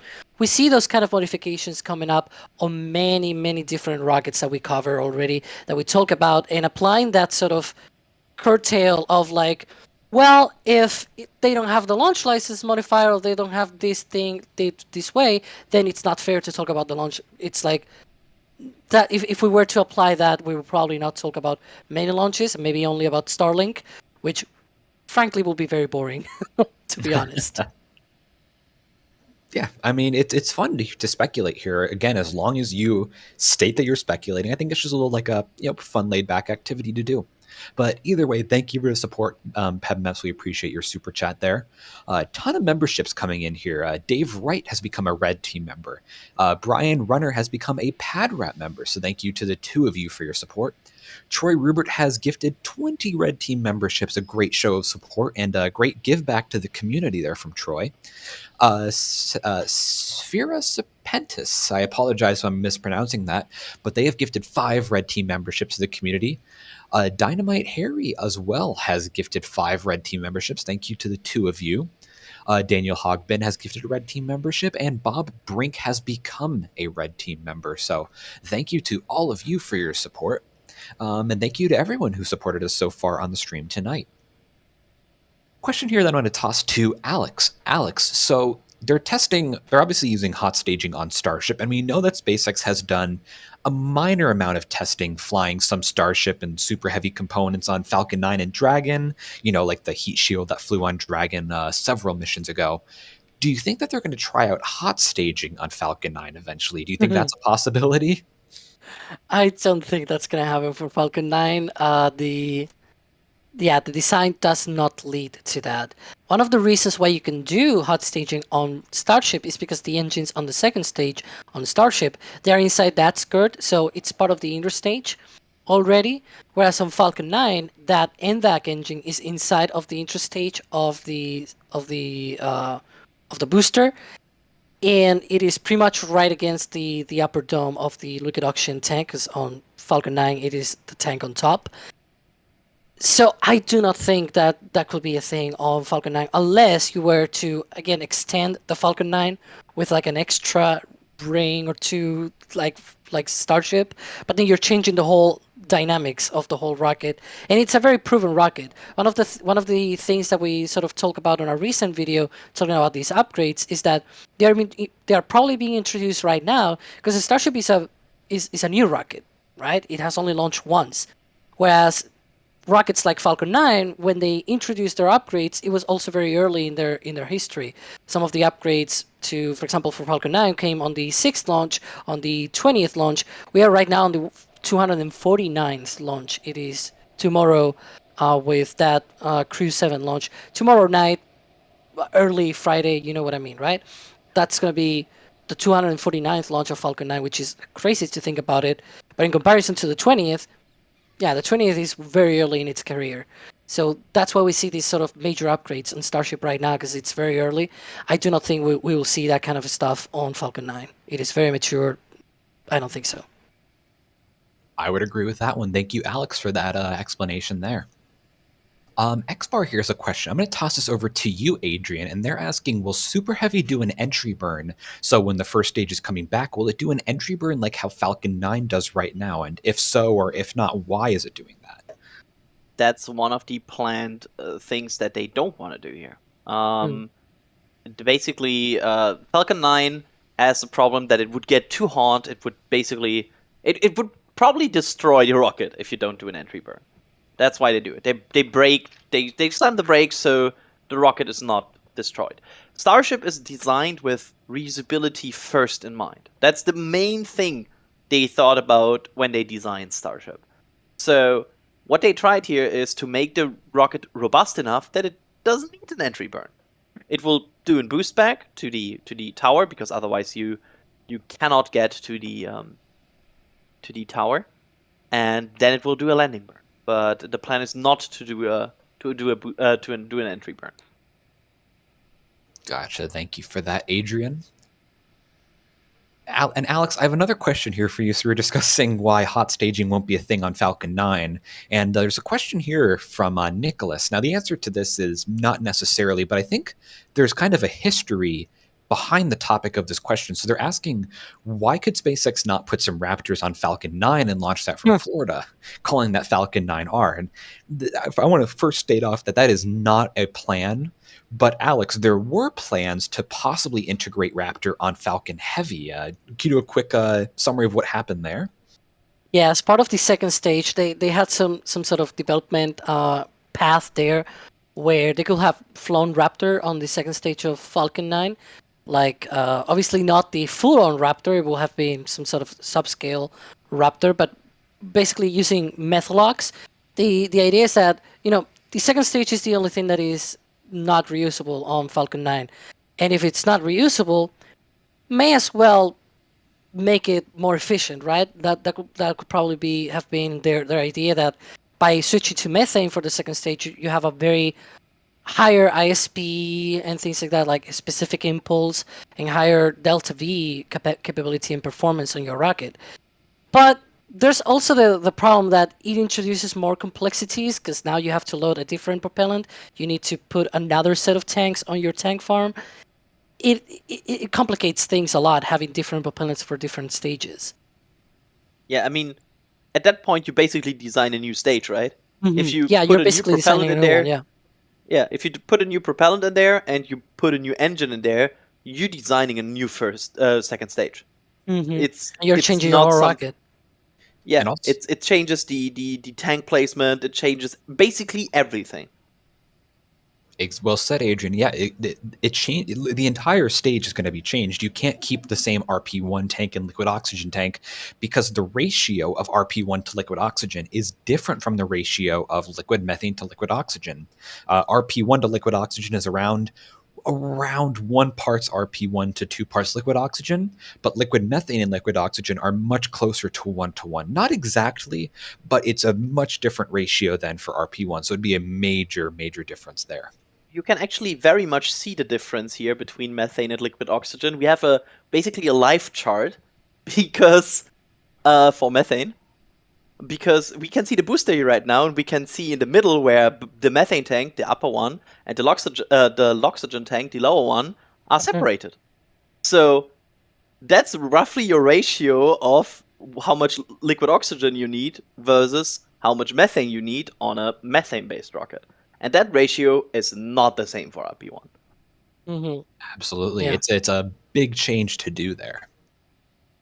Let's see, a few more questions here. Still some major venting happening from the launch mount, but that is still expected. They're still kind of flushing out the lines there, Alex. Can you give us a real quick update as to where we are in the countdown right now? Are we approaching propellant loading or just finishing up flushing of the lines here? Yeah, we're slowly getting to that point where that oil and vent is getting more and more active. There's gonna be a point where we see it again, sort of looking like a waterfall kind of thing. And once that into that mode, it's sort of like 5-10 minutes away from stopping, and it stopping means that there's something else going through the pipe, and that something else is liquid oxygen. So that indicates the start of the liquid oxygen load onto the booster. And it's usually, since this, like from stop of the oil and vent to seeing frost on the liquid oxygen tank, it's usually around 5 to 10 minutes later. Basically, that's sort of the time that it gets to fill the little bottom bulkhead of the tank until it reaches the level of the wall of the tank, and that's when we start seeing that frost. So yeah, we should. I'm hopeful that at least we can see that within the next 20 minutes, because we've already been with that oil and vent almost for 40 minutes. It was at 6:37 p.m. Central. We are at 7:15 p.m. Central, so almost 40 minutes going since that start of the oil and vent. So we're probably very close to that waterfall mode. Awesome. Thank you for that little update there, Alex. And real quick, before we do get into propellant loading, I want to thank some people who've been supporting us throughout the stream. Bones Deuce here with a $5 super chat saying, given the height, let's do the math. What percentage of the average ring are our hosts? Oh boy, so each ring's about 2 meters high. 1 meter is a little over 3 feet, about 3.3 feet. You want to if you want to be more precise, it's 6 feet, so 1.82 meters. Oh, they're measuring with feet. Even as an American, I don't like measuring with feet. Me either. Let's see. So 6 feet. So I am 5'11", so I'm more or less 1 ring tall. I'm 90%. You're 90%. I already calculated. 90% of a ring. Adrian, any estimate there for you? I'm 5'5", 169 centimeters. Same thing then. Yeah. So Alex and I are very much the same height. Yeah. It's interesting because the average size of the rings is 6 feet, but there are 4 rings on the booster that are not 6 feet. They are 4.5 feet, and they are the ones right there at the bottom of the booster. They are the 4 ones where the aft bulkhead is located on the vehicle, which is interesting because it's like they are the only ones that are like shorter, but hey, you know, they must have some reason for that. We don't know, but yeah, they are 4.5 feet in height. Yeah, Alex, real quick side. Oh, sorry, Adrian. What's up? No, I wanna change the topic. So go ahead, finish it. I was going to say real quick, Alex. Do you know why those 4 rings there are shorter? Is it some kind of production? I requirement? don't fully know. It used to be 3 rings 6 feet tall each, and then they moved to 4 rings 4.5 feet tall. If you do the math, it kind of checks out that it is the same height at the end of the day, so the booster stayed the same height. Now with the hot staging ring, obviously it doesn't, because it has that extra 6 feet on top. But still, it was sort of like just switching from 3 long ones to 4 shorter ones. I don't really know why that was the case. We sort of speculated that it was probably related with like the whales needed to be in that pattern to sustain the thrust of the engines or something like it. But yeah, we don't really know. Only can guess. Very weird. Thank you, Alex, though, for your attempt there. Dynamite Harry is back again for the second time in the stream, gifting 5 Red Team memberships. Thank you, Dynamite Harry. As well as Bob Brink is back again with a 5 Red Team membership gifting. Thank you to both of you for that. Max E has come in here and shows chaos by saying, just imagine Arvax Stubby. I'm just going to move right along from that because I don't want to imagine that Is any that more than I Max need to. Evans like on a alt account or something? Wait Max a E, second. he's a lover of the MVAC Stubby. I mean, too much of a coincidence. That's ridiculous. If that's Max, that is him. He's saying in the back channel, "Hi guys, Airbox Stubby for life." It's him. No, Oh my Max. No, Max. Oh You're my just God. It's him. wrong. You are, Max, I love you. You're an awesome person, but no, absolutely not. Get out of here with that. I can't believe I didn't even think that. That's Max the came into first chat. L. The first Max L. Max was in chat earlier and did at NASASpaceflight imagine Arvax Stubby. I didn't even realize it was him. I was just like, get out of here, Max E. Oh my God. Well, thank you, Max, for the chaos there. Carl Withers here with a $6.36 super chat, or sorry, £5, saying with the hot stage ring being added, does this make the full stack spec even taller than before? Adrian, is Starship taller now given that hot stage ring? Yes. Short answer, yes. It's about 6 feet taller because that's the height of the hot stage ring, and that's also the amount of height they had to add to the, for example, the ship QD, because it's taller now. And yes, they didn't cut anything for that. It's just taller. It's taller one ring, and that's 6 feet, as we discussed before. So yes, the full stack is now 6 feet taller. And given that the vehicle was 119 meters tall before, with the booster being 69 meters and the ship being 50 meters, now that the booster's up to 71 meters, that means the overall stack should be around 121 meters tall. So it broke its own record. Previously, Starship did hold the record for the tallest launch vehicle, and now that record's been broken by Starship. So very interesting there. Thank you for support, Carl. We appreciate that as always. Nyack Cope Miners. Oh, go ahead. That's like in sports when you have an athlete very much dominating a sport, and it's like breaking his own record. It feels like that. It's like you broke your own record. Previous gold was 40 golds by that person. Now it's 41. It's like Messi. Yeah. Whatever. Go on. I love breaking records in spaceflight and seeing records get broken. Oh, let's see. From Nyack here with a €6 super chat saying, why is everyone wondering around about the effect of hot staging on reusability? They feel like the hot stage ring could easily be swapped between launches. And I mean, I think that they're right, honestly. It seems that it just clamped right onto the top of the booster using the previous ship attachment point. So, I mean, any input here, guys, but it feels like that is possible for short term. I mean, long term, of course, they'll want to have no expended parts on the vehicle, nothing they need to change out. But I guess for the short term, Adrian and Alex, that could be possible. Well, one of the questions is obviously the reusability, whether it will hold up or not. My thinking is that these first few flights, they're going to take it as, hey, if it survives the staging, we will care about the reusability of it once we actually make those rockets come back. Because right now they are only looking to gather data of the flight environment and hopefully also for the reentry and landing on the ocean. And then once they come back to a chopstick landing, then they'll figure it out. That's my thing, at least, that's probably what they're going to do. That they're hopeful that this sort of configuration will work. And then once they come back, they can inspect those and then see what upgrades they can do to be able to make it more reusable. Gotcha. that's going to be something we'll definitely have to wait and see what happens with the hot stage setup, because that is a very new development in Starship, and it's a major change, in the overall vehicle infrastructure. Thank you, Nike, for the super chat. We appreciate that. And a $10 super chat, another one here from Pebmets. Thank you for coming back, Pebmets, with another $10 super chat saying they appreciate our coverage. There's a difference with this Starship launch license compared to others. There's an anomaly investigation where there may be action items SpaceX needs to complete. And absolutely, yeah.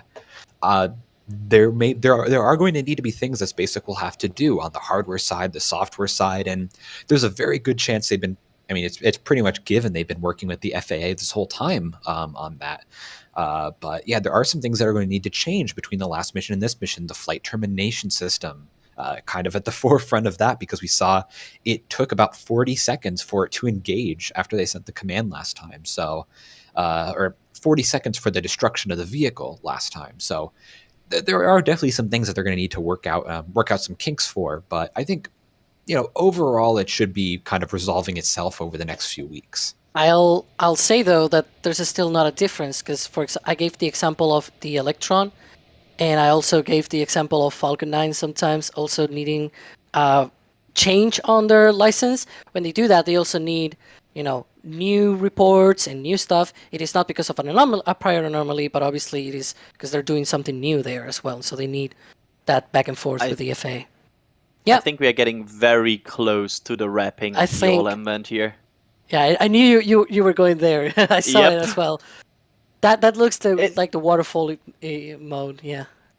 I want to point out that sometimes you maybe notice that Alex and me have the exact same ideas about what's going on the screen, and that's because we discuss Starship a lot, also in our free time. So it sometimes happens that we are just basically seeing the same things as we are basically in our echo chamber where we throw around ideas. Yep. Love to hear it. Yeah, feel free to interrupt anytime, but it looks like everything is venting right now. The Pope vent, the waterfall, the liquid oxygen side is continuing to chill itself. It's just chaos right now. Good chaos, I should say. Great to see that, though, as we approach propellant loading, hopefully near the bottom of the hour. We are in propellant loading. There we go. All vents stopped. Yep. Now we should be looking out for some condensation appearing on the side of the vehicle in the next few minutes, followed by the frost line. Yep, we are. So go to ahead. confirm again, this is propellant loading. Based on everything we know, this is now them moving into the steps of propellant loading. The next thing we will see is either a frost ring, and we will also see the methane side probably going wild as they start the methane loading. We are actually, Alex, correct me if I'm wrong, but the methane side should be going wild at this point. It's not, right? Yeah, that's interesting, because we usually see that stop of the OLM vent, and that indicates the start of the liquid oxygen load. And yeah, at least I haven't seen yet that indication for the methane load starting, which comes from the subcoolers. They have like a sideways vent, sort of like a pressure relief valve that they have for when they start pressurizing and pumping that methane into the tanks. It might be loaded a little bit later. At the end of the day, they don't use a lot of it, but definitely maybe not concerning, but more like not seen before, I guess. It's always something new with these tests. Yep. Never gets boring. It doesn't.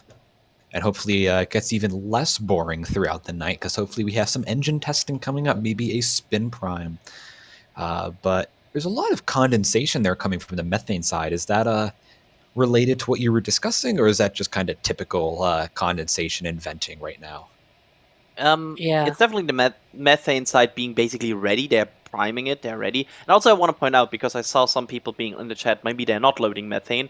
Based on the fact how the methane tank farm behaves here, and the fact that we have seen the recondenser, for example, being up, which is right only now used... Yeah, this recondenser you can see right now behind it. That's the sideways vent. Yep. So that's indication of methane load underway. Yeah, this is methane. This is not nitrogen. This is 100% they are loading methane now onto the booster. Awesome. So as a confirmation, propellant loading is underway on Booster 9 down here in Boca Chica as we approach 7 hours and 30 minutes into the night. So real quick, got some more questions here. Adrian, were you going to say something there? Just a quick note. I think now we are, correct me if I'm wrong, Alex, about 30 minutes based on earlier timings. Yeah, I went back to the spin prime that they did with Booster 9 earlier this month, and it was about 30 minutes from OLM vent stop to the test happening. It was like somewhere around 43 minutes past the hour on that, on whatever time. I think it was like 9:43 a.m. at that time, and then the test happened at 10:23 or 33 or something. Like it was around 30 minutes from one and the other. It was down to 30 minutes. Sounds like about 33 minutes. So you think that they might be targeting the top of the hour here, 8 p.m.? It's suspiciously close. Yeah, it could be the top of the hour. Yeah, and of we'll course, see though. Yeah. Keep in mind that this is a very flexible test schedule. It's not a concrete. It's going to happen in 33 minutes or whatever. There's always the chance for a hold. In fact, holds, yeah. I feel like holds happen about as often as they don't happen. It's a very flexible and very fluid test schedule here. So, if it happens at 8:15 or so, it's no big deal. They just want to double check. Sometimes the computer gives an error and they're like, oh, let's just double check that so you don't have an issue further down the line. No major issues here. I mean, even during the first integrated flight test, they had a hold right around T-minus 30 seconds.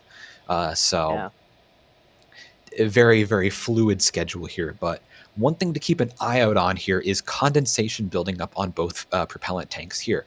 That's going to be kind of going to happen right before we notice the frost line on the bottom of the liquid oxygen tank. So keep an eye out for that. The tanks are going to get a little bit, less shiny, a little duller, but they'll still have their silverish color.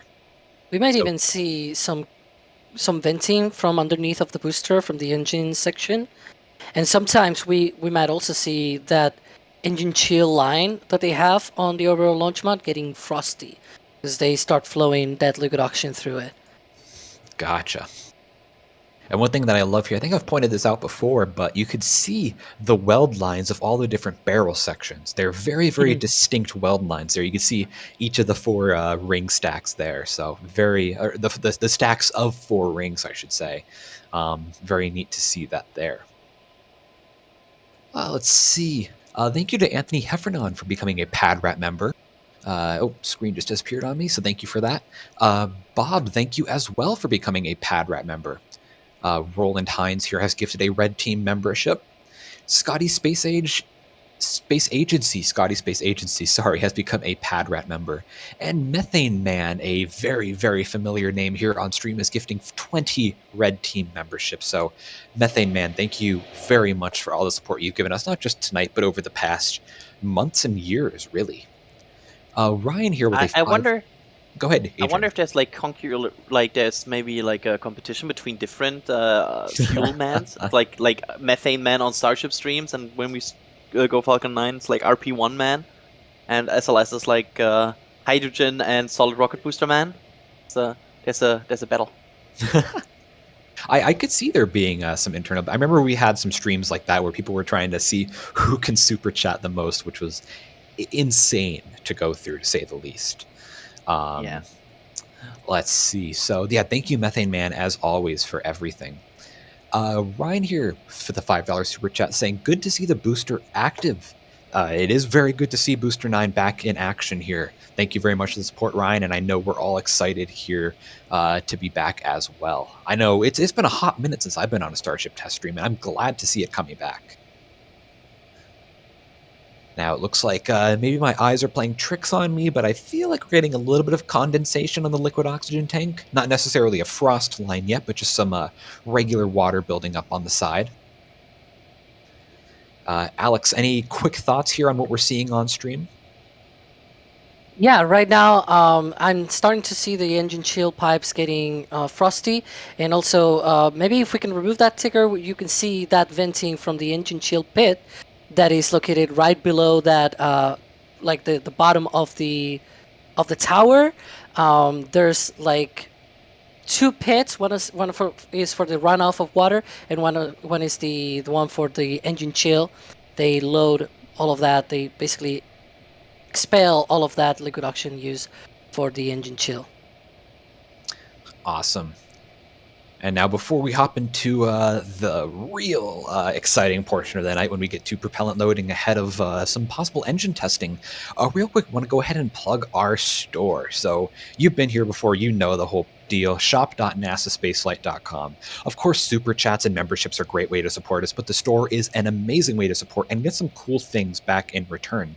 Now, we've recently launched our retro Starbase collection, a whole bunch of different things. We have mouse pads, extra large gaming mouse pads. I didn't even know we had that until right now. That is amazing. We have mugs, we have beach towels, throw pillows, hoodies, t-shirts. You know the deal. You know how our merch store works. Once again, shop.nasaspaceflight.com. This is a nice retro design that Pauline came up with, showing the build site there. Of course, the launch tower as well. It's going to be out of date in a little bit once they get rid of the mid bay there, and the tents, but oh well, it's retro, so I guess you got to stay out of date. Of course, once again, shop.nasaspaceflight.com. It's a great way to support the work that we do here. And when you purchase something on shop.nasaspaceflight.com, you can include a merch message, a store message. Right? Oh dear, what's Patrick doing here now? SN8 was a pretty good ship. It did pretty well. You can include a message here similar to how you would for a super chat or for a tip from tips.nasaspaceflight.com, and it'll appear on stream. We will read your message here on stream, like I'm reading the message here right now saying hi chat. So once again, it's a great way to support us, to support work that we do here, make our cameras possible, all the data that we use possible, and make streams like this possible. So thank you to everyone who supports us through the store as always, as well as everyone else who supported us tonight through super chatting and memberships and tips.nasaspaceflight.com. And Alex, or Adrian, I guess, take it away. What are we seeing here on screen? Something happening? Yes, we have a frost line. You can see it barely there at the lower end of the booster. That's right where the lower bulk, basically the curved section, starts to touch the outer walls. And there you can see building now a frost line. They are now actively... We can now see how they load liquid oxygen. Usually it starts a bit slower, and then they get into... lending the name here from SLS, then they go into fast fill. And once that happens, they can fill this up really, really quick. So, yeah, they're very much progressing here in the countdown. And it looks like we are now in the crunch time, you could say. Awesome. So now things are getting real. And Alex, they're not going to be doing a full propellant load tonight. It's just going to be a partial propellant load. Is that correct? Yeah, if they're going for that spin prime today, we are expecting a partial load. We're going to see a little bit of liquid oxygen loaded. They're going to load liquid methane, but we're not going to see that frost in the liquid methane tank because they don't load enough for that level of the liquid methane to reach the walls of the tank, basically. Yep. And again, Alex, we maybe have some people here joining a bit late and maybe asking, what is a spin prime and what's going on here? Why are they static firing today? Like, can you quickly explain what is going on here and what are they doing? Yeah, so we think that at least all indications point to a spin prime today of Booster 9's engines, and the sort of what they do with those is the Raptor has an oxygen side, a methane side, and so they chill down the engine just as if they were going to launch and everything, but instead when they reach the engine ignition part, they do not ignite even. They do only spin up the liquid oxygen side of the basically the pumps on the liquid oxygen side of the engine, excuse me. And so once they reach that point, they already know that at least the ground side equipment and both the ground side equipment and the Raptor are in sync. That is very useful to be able to see if your startup sequence is going to be correct, because it's like that part of injecting high pressure helium into the pump and starting it up is sort of like the start of the startup sequence, right? It's like the very beginning of that sequence. So if you test that, you make sure that everything is in sync, that everything is functioning correctly, and the sequencing is very important when you have 33 engines. When you have only 1, 2, even maybe up to 5, okay, but if you have 33 of them, you're really very concerned about that sequencing. It is very important. Yeah, and also maybe related to... I lost my point. I will just go on. One other question we have here is, could they also go for a static fire? And could you quickly explain why we are sure it's not a static fire, but a spin? Yeah, there are two reasons. The first one is we don't have an overpressure notice for today's test.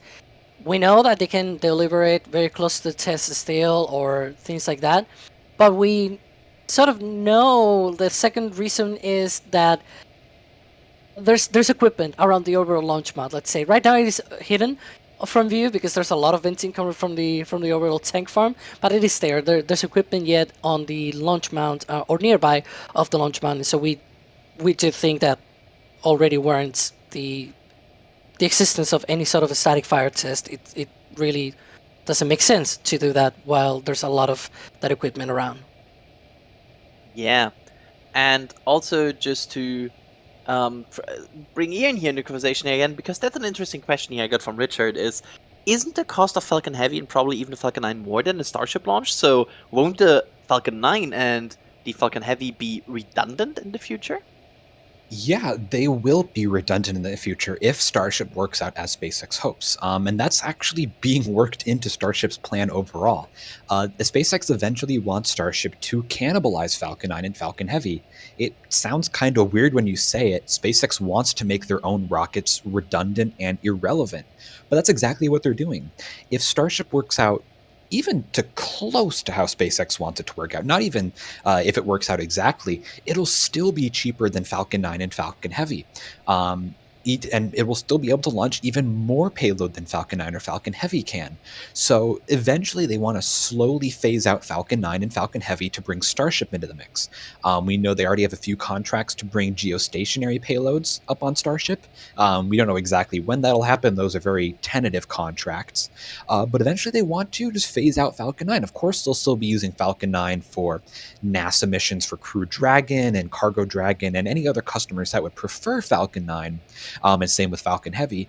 But over time, they want to kind of shift everyone over to Starship because in theory, it'll be cheaper not only to launch on, it'll be cheaper to operate and more straightforward. So that's what SpaceX hopes to do in the future. They want to get rid of Falcon 9 and Falcon Heavy around the end of this decade is the last that we've heard. But that is very, very fluid timeline to be sure. Yep. It's kind of the cycle for every rocket, right? At some point, every rocket will be probably replaced by a successor or at least an updated version. So yep, that's just coming with technical evolution, because with more technical evolution, with more modern ways to manufacture, to design rockets, to design engines, you have new ways to make your rocket better, cheaper, more efficient. So it's just natural in the process. Let's see. Getting a bit of a spin prime questions here, so let's tackle these. Rankly asking, will they use the Raptor Cube quick disconnects during a spin prime? Alex, do we think they will use these? Well, yeah, they need to use those. It's one of the things that they do. So those quick disconnects, they provide 4 fluids. We actually explained this on the recent Starbase update, but I can talk about it anyways. So they provide nitrogen for purging during these kind of things where they load propellants and things like that, and while it is on the pad, it is not used for startup, or at least we don't think it is used for startup. They have a helium line and a gaseous oxygen and a gaseous methane line. The gaseous oxygen and gaseous methane, it is used for the torch igniters on the preburners of the Raptors. So while the main chamber of the Raptors do not have igniters, the preburners do have igniters on them, and they use gaseous oxygen and gaseous methane at high pressure, and then they have like a spark in the middle that just lights them up, right? And so it's like a little lighter on each of the preburners that they have there. And the other thing that they have, it is the helium, which is used for spin up of that oxygen turbo pump, and that is the one that is going to be exercised here. That injection of helium into the pumps, into the oxygen pump of the Raptors, at least for the outer 20 engines, because those QDs, those quick disconnects, are only on the outer 20 engines. There we go. Another question here about the spin prime and why they're doing it. I will throw this to you, Ian. Since they are having trouble lighting all the 33 without an engine out, does a spin prime help troubleshoot this issue? In theory, it could. This is more or less a bare bones static fire. So with the static fire, obviously they fire all 33 engines to test and make sure that they're working properly. And this is kind of a prelude to that, and make sure that the turbopumps can be spun up all in sequence all together. We talked a little bit before that they may have been having issues with the Raptor, the Raptor quick disconnect spin-up mechanism, because we saw them doing a lot of testing of the spin-up mechanism recently without the booster on the pad. So this could be used to kind of finish any testing and troubleshooting on that system that they've been dealing with over the past few weeks. Discussing the engines out, that is not necessarily an issue with ground support or with the spin-up sequence. It could be an issue of low pressure in a pump or low pressure in the combustion chamber, valves not opening correctly. This can be used to kind of qualify engines and make sure that they're working, but a spin prime doesn't, solve every issue. It doesn't go over every use case. A static fire does do that. So this does kind of clean some things up, but it's not a kind of catch-all scenario. There we go. And just to give you an overview of what we are looking for here, the next thing that probably will happen is the return of the OLM vent. That's basically our sign that propellant loading of liquid oxygen has wrapped. And once that happens, that's really where we are very, very close to a potential spin prime. Because the next thing then we would probably see is the start of the FireX system, which is used to get rid of all the gas that is building up below the boosters to prevent another Booster 7-like spin prime anomaly. And once that is done, they will spin prime. So that's the outlook of the next 30 minutes here.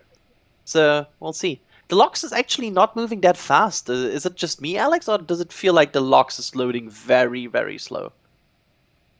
I think it's pretty much loading sort of at the same rate that we've seen before. Like, as you mentioned, this is sort of the slow fill that they do at the beginning. It is also pretty much at the same sort of size that we should expect right now. Like, I think we're already 20 minutes in. I think the OLM vent stopped around 25, and we're at 45 minutes past the hour. So, yeah, we're already 20 minutes after that OLM vent stop, and I will predict that OLM vent coming back as we sort of enter the finish, the end part of that liquid oxygen load. Oh, there we go. Look at that. Right on time. It came back. There we go. Awesome. So we are now primed for spin prime. Yeah, good one.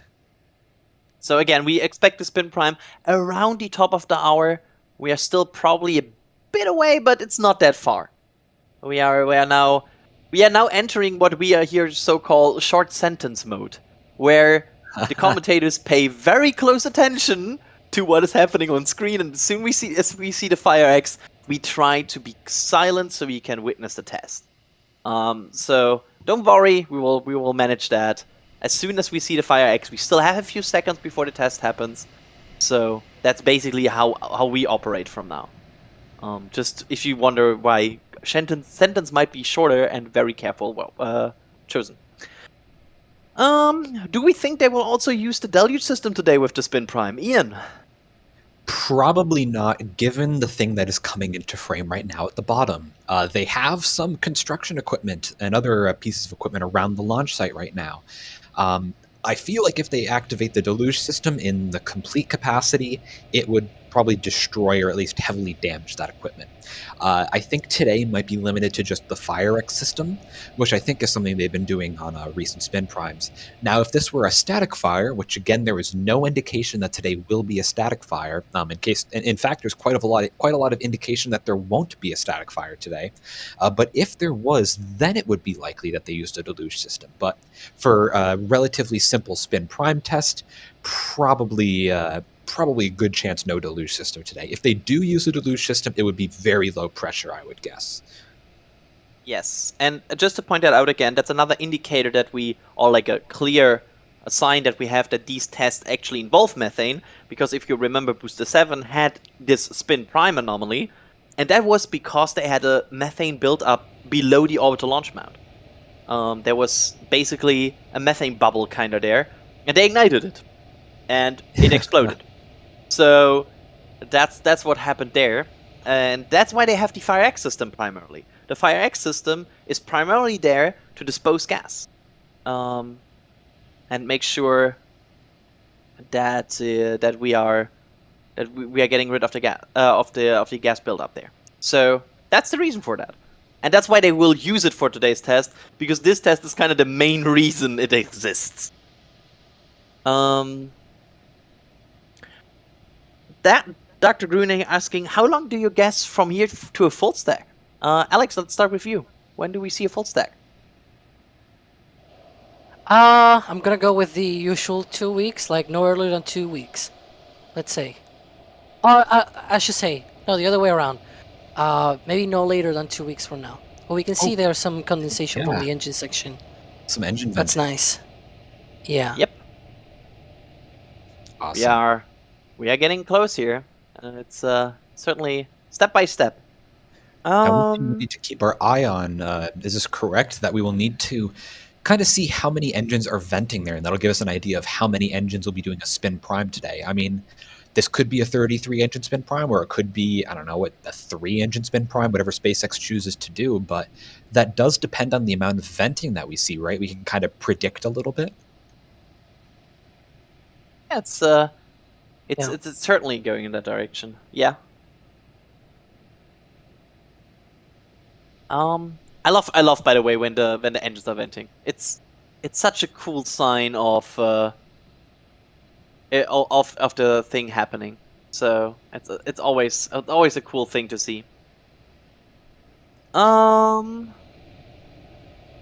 That's probably one for Alex. Juan asking, how long does it take to fully load the booster and Starship together and separately?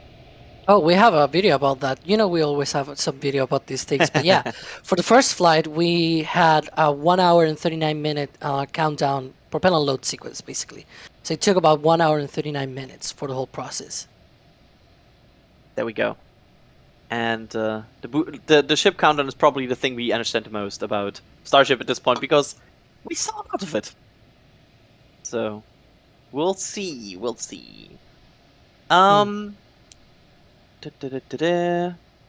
If there's a good spin prime today, when do we expect a static fire? Oh, that's actually an interesting one, because we have indications that might not be that far away, right? Ian, when do we think there will be a static fire? So if I recall correctly, we have another road closure set for tomorrow. There are quite a few road closures set.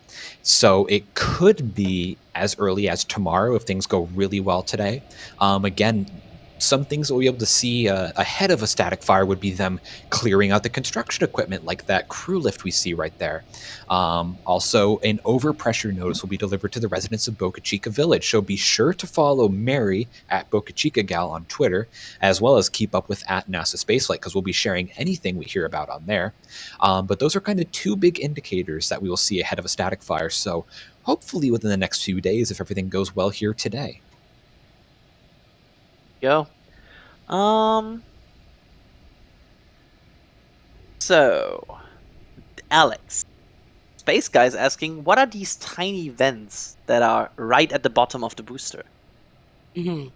Well, we believe, again, stress the we believe, because we don't know, right? We believe they are for purging the engine, the engine cavities. Basically, between the engines, they have these shields, and that creates like a cavity in between the engines.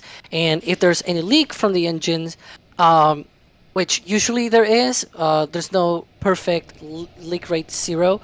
That's very, very unusual to happen. Oh, hold on. Oh yeah, I see. FireX is starting up. Yeah, some drops from the FireX. Yeah, because I heard like a small vent, and then Yep. some drops. It's not from started yet, but this might be very, very close. Yeah, maybe it's like kind of topping off the system or priming it. I mean, for some for Falcon 9 on Pad 39A, that sound suppression system, they do kind of I guess pre-push some water through before liftoff. So maybe they have a similar kind of operation here, trickling some through. Also, the deluge plate has a very similar behavior, where you see water first being pushed through very, very slow, and then with high pressure. So this might be like the system basically making sure there's like no air bubbles and everything in the system. So yeah, we might be very, very close to the test here. It might be just below 5 minutes at this point. It's or like less than 5 minutes. We based on earlier the first sprint prime test of Booster 9, we are very, very close. And I mean, this looks basically like the booster is kind of ready, and we are just waiting for the FireX to spin up and then to go. And real quick, just to add on to something I mentioned before, the road closures. We do have one tomorrow from 8 a.m. to 8 p.m., and then one as well on Friday from 9 a.m. to 9 p.m. This road closure we are closed for right now ends at 3 a.m. All of those times are, of course, Central Time.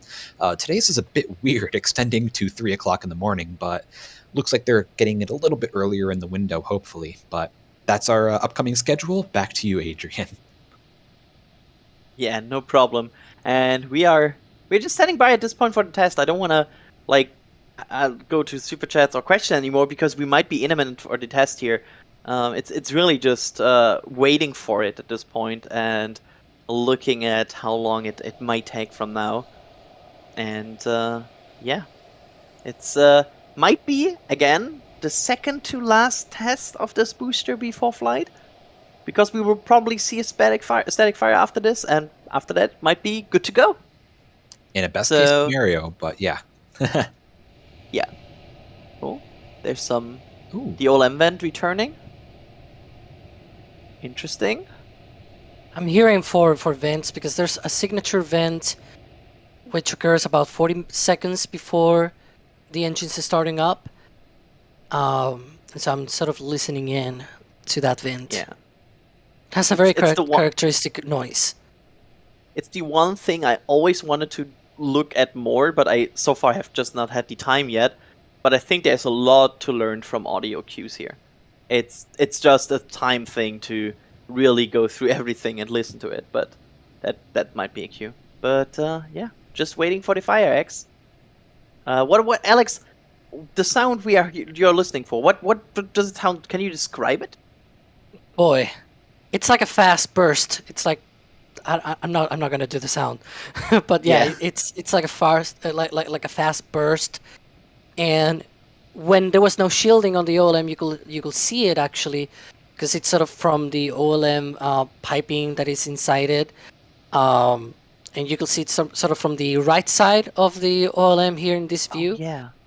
But yeah, on the timeline for the first flight of a Starship, they call that the vent down of lines. I'm not really sure what it means, but it probably is like in preparation for just, releasing everything and firing up the FireX and things like that. It could be pretty much just that. Yep. So it's we are getting close to these top of the hour times. And again, SpaceX sometimes has the tendency to target times around these top of the hour times. So that was always the thing that makes you suspicious. If your indicators are pointing too close to top of the hour, it might be top of the hour. So that's always interesting here. So we are just standing by here to see this potential spin prime. I mean, at this point we are, I would say, 99% sure that this will be a spin prime, right? Yeah. I mean, unless even for the pre-burner test that they no longer do, they would need an overpressure notice. So Yes. it's basically the only test that would allow this at this point. The OLM vent, by the way, is back again. Again, that is expected. It sometimes goes off and on. So can we get a bit more wind here so the upcoming condensation from the bottom is pushed away a bit? That would be nice. A big fan. Oh yeah, I would be big fan of a big fan. Oof. Pun Yes, token. Thanks Sawyer for that pun token. And we're getting close probably. It's really at this point we are just standing by as you all are, and we can see the constant puffing from the engines. The thrust wing is no longer moving, so they have wrapped up every propellant loading. There's methane and liquid oxygen inside this booster. One And thing we are to waiting mention. for a spin prime. Yes, go ahead. Yeah, one thing to mention here is that we know that it is a spin prime as well here. At least now, it is more confirmed even that it is a spin prime, because when we saw the static fire test, they fully load the liquid oxygen tank and they load a bit more of methane. They don't fully load the methane, but they do load a little bit more, and we actually see some frost on the methane tank, which is not the case today. And they have stopped that load of liquid oxygen and propellant load in general. So yeah. We know that this is the level that it's gonna be at.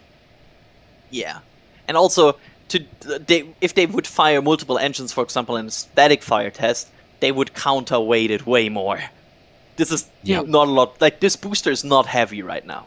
I mean, it's kind of super heavy, but it's not heavy in the sense of there's basically no load in it. It's barely liquid oxygen. It's barely methane. So. Yeah, they're not doing anything that will create thrust here. Otherwise, that would be a lot load on this booster. Top of the hour in a minute. We'll see if that prediction holds true.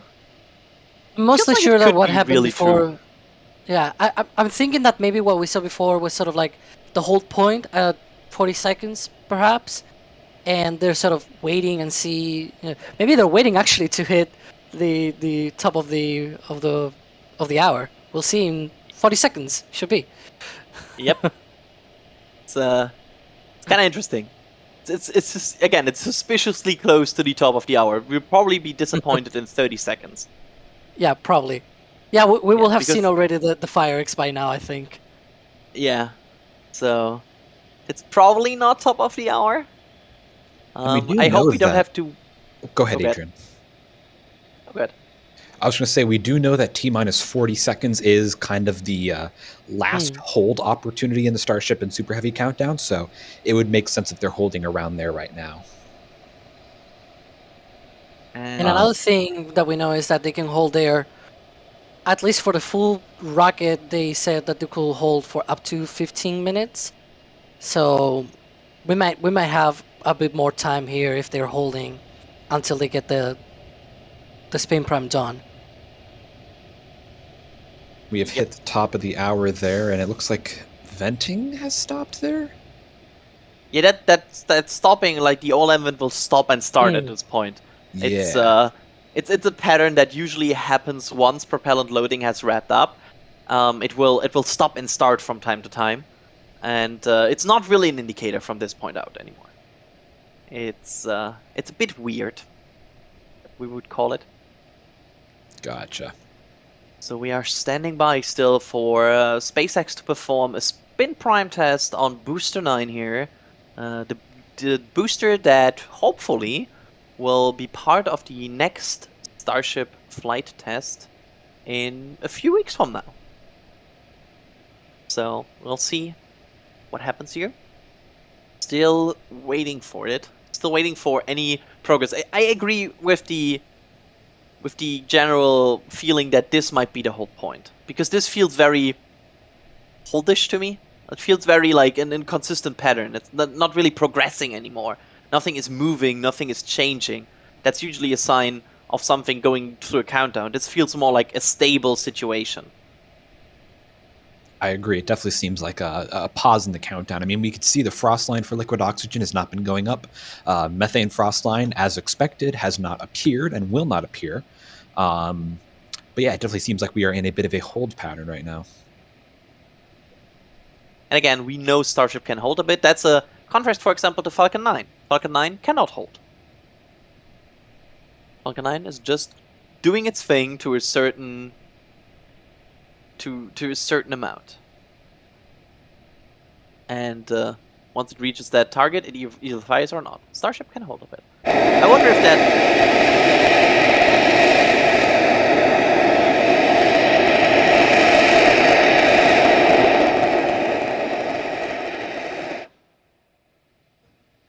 That was interesting. Sounded like we had a vent there. I didn't see any on the vehicle. Could that have been the tank farm? That sounded like the vehicle, though. Alex, did you see it? I did not. I haven't seen it. I couldn't see it. I couldn't see it on the vehicle as well, but that sounded like the vehicle. It sounded very much like a vehicle vent. It did sound like a Um, vehicle vent. I can't see any. Huh. Yeah, that's weird.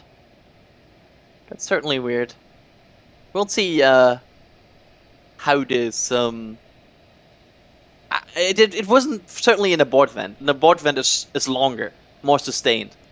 This maybe at some point you have some boil off here, so at some point you have to release that pressure that is slowly building up. That might be what just happened here. But again, I couldn't see the exact origin of this vent, and that always makes it a bit hard to identify what just happened. Yeah. So we will see. Interesting. Still seeing a little bit of a trickle vent there from the back of the orbital launch mount, as well as some engine venting. Yeah, and we are just waiting for either them to have the long abort vent, where they depressurize the tank slowly, or to the fire exit system to spool up quickly.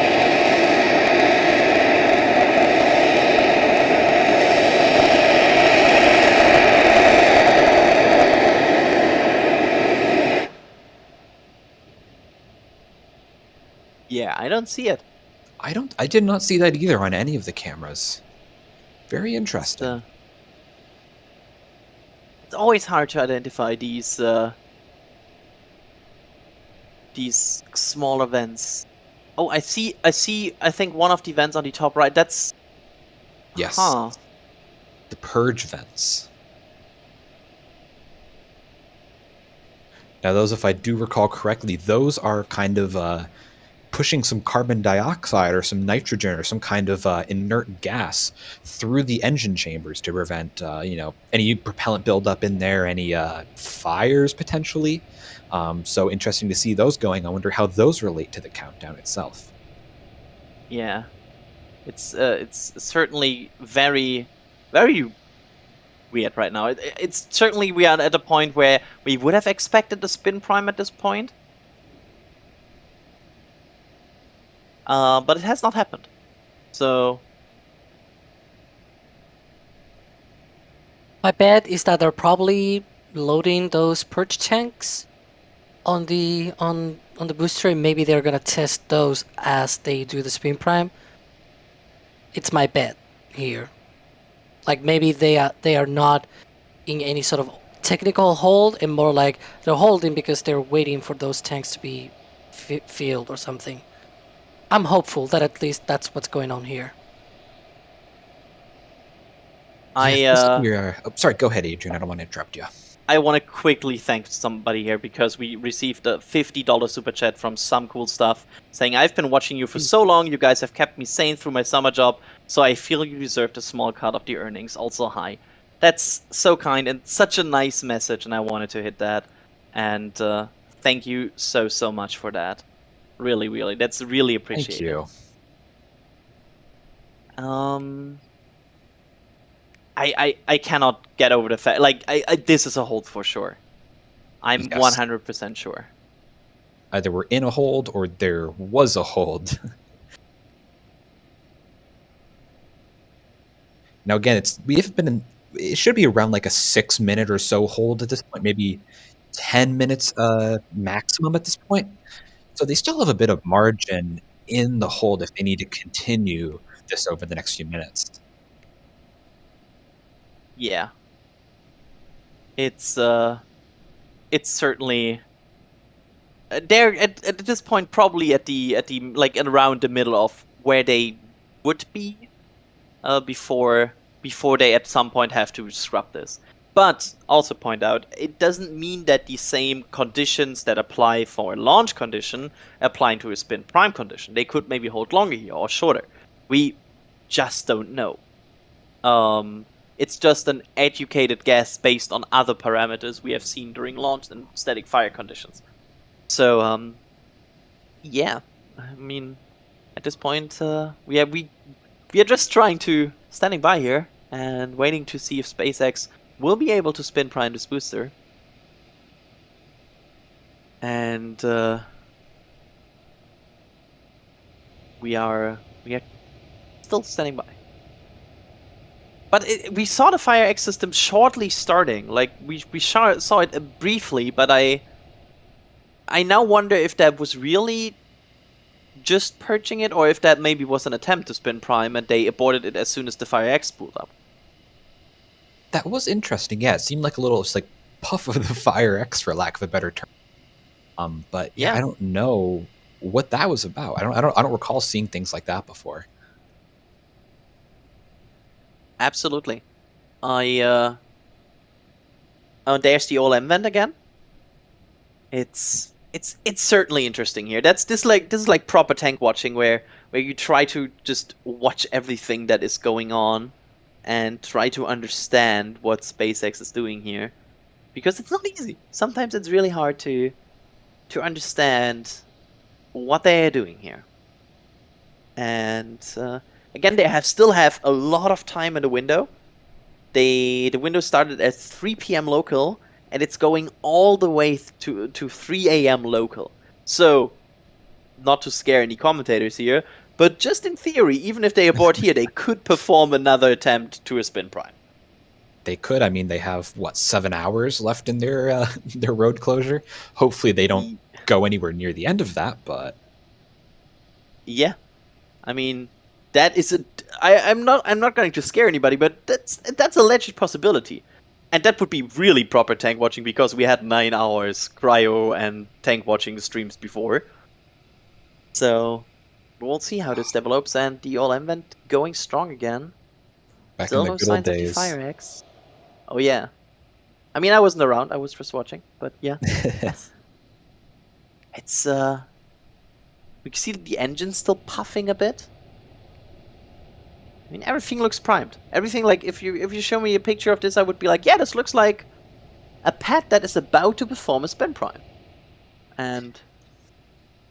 But it's not. And up on the very, very top of the screen right there at the bottom of the OLM ring, you can see what I believe is the engine chill vent line, which is pretty frosty. I think that is that's typical, right, Adrian? Yeah, absolutely. This is basically the way to make sure that these are not ejected around the engines. This is kind of like a recapture mechanism, so they are not have a boil. It's part of this whole system that makes sure that there's no gases around the engines when they do something. And just to point out again, a spin prime is not trivial. We have seen in the past that spin primes produced anomalies. With Booster 7 we saw that, where a spin prime produced the anomaly where they had an explosion below the pad. So... Oh, another... I think I heard the vent. Oh, there we go, yeah. Fire X. Oh! Oh, there we go. Now, back. There we go.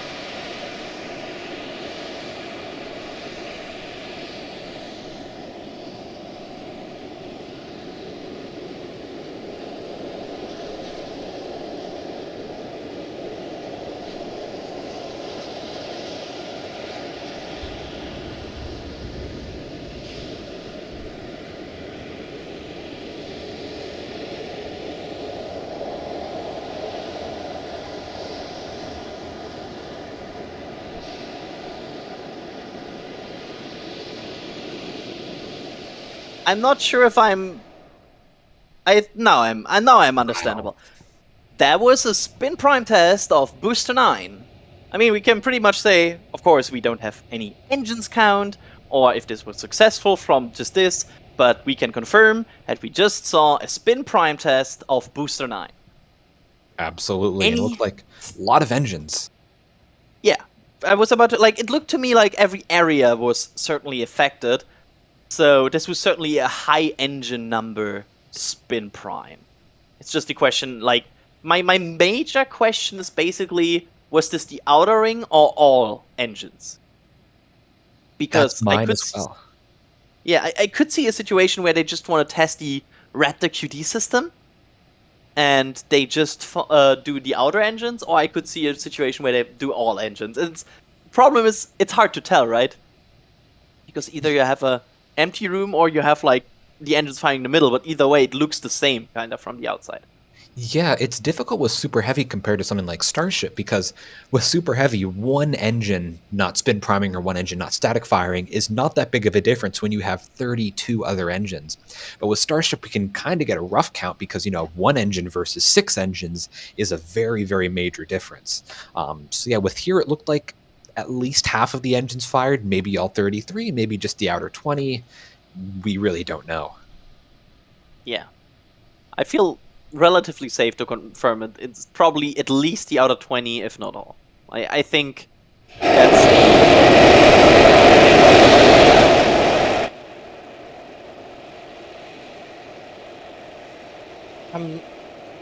Yeah, there we go. There you go, depress event. Yeah. Good sign. They also That's, seem to be purging from the vents on the engine section as well. You can see some of that venting as well. Ongoing. Yes. But overall, I feel good about this test. Yeah, that looked like a solid test. Yeah, it's worked quite well. So let's hope this is an ongoing theme, and this clears the way for potential static fire, which then would clear the way for a potential flight. Also, I just saw in the back channel an RVEX stubby being linked, and I am very mad about this. I just wanted to.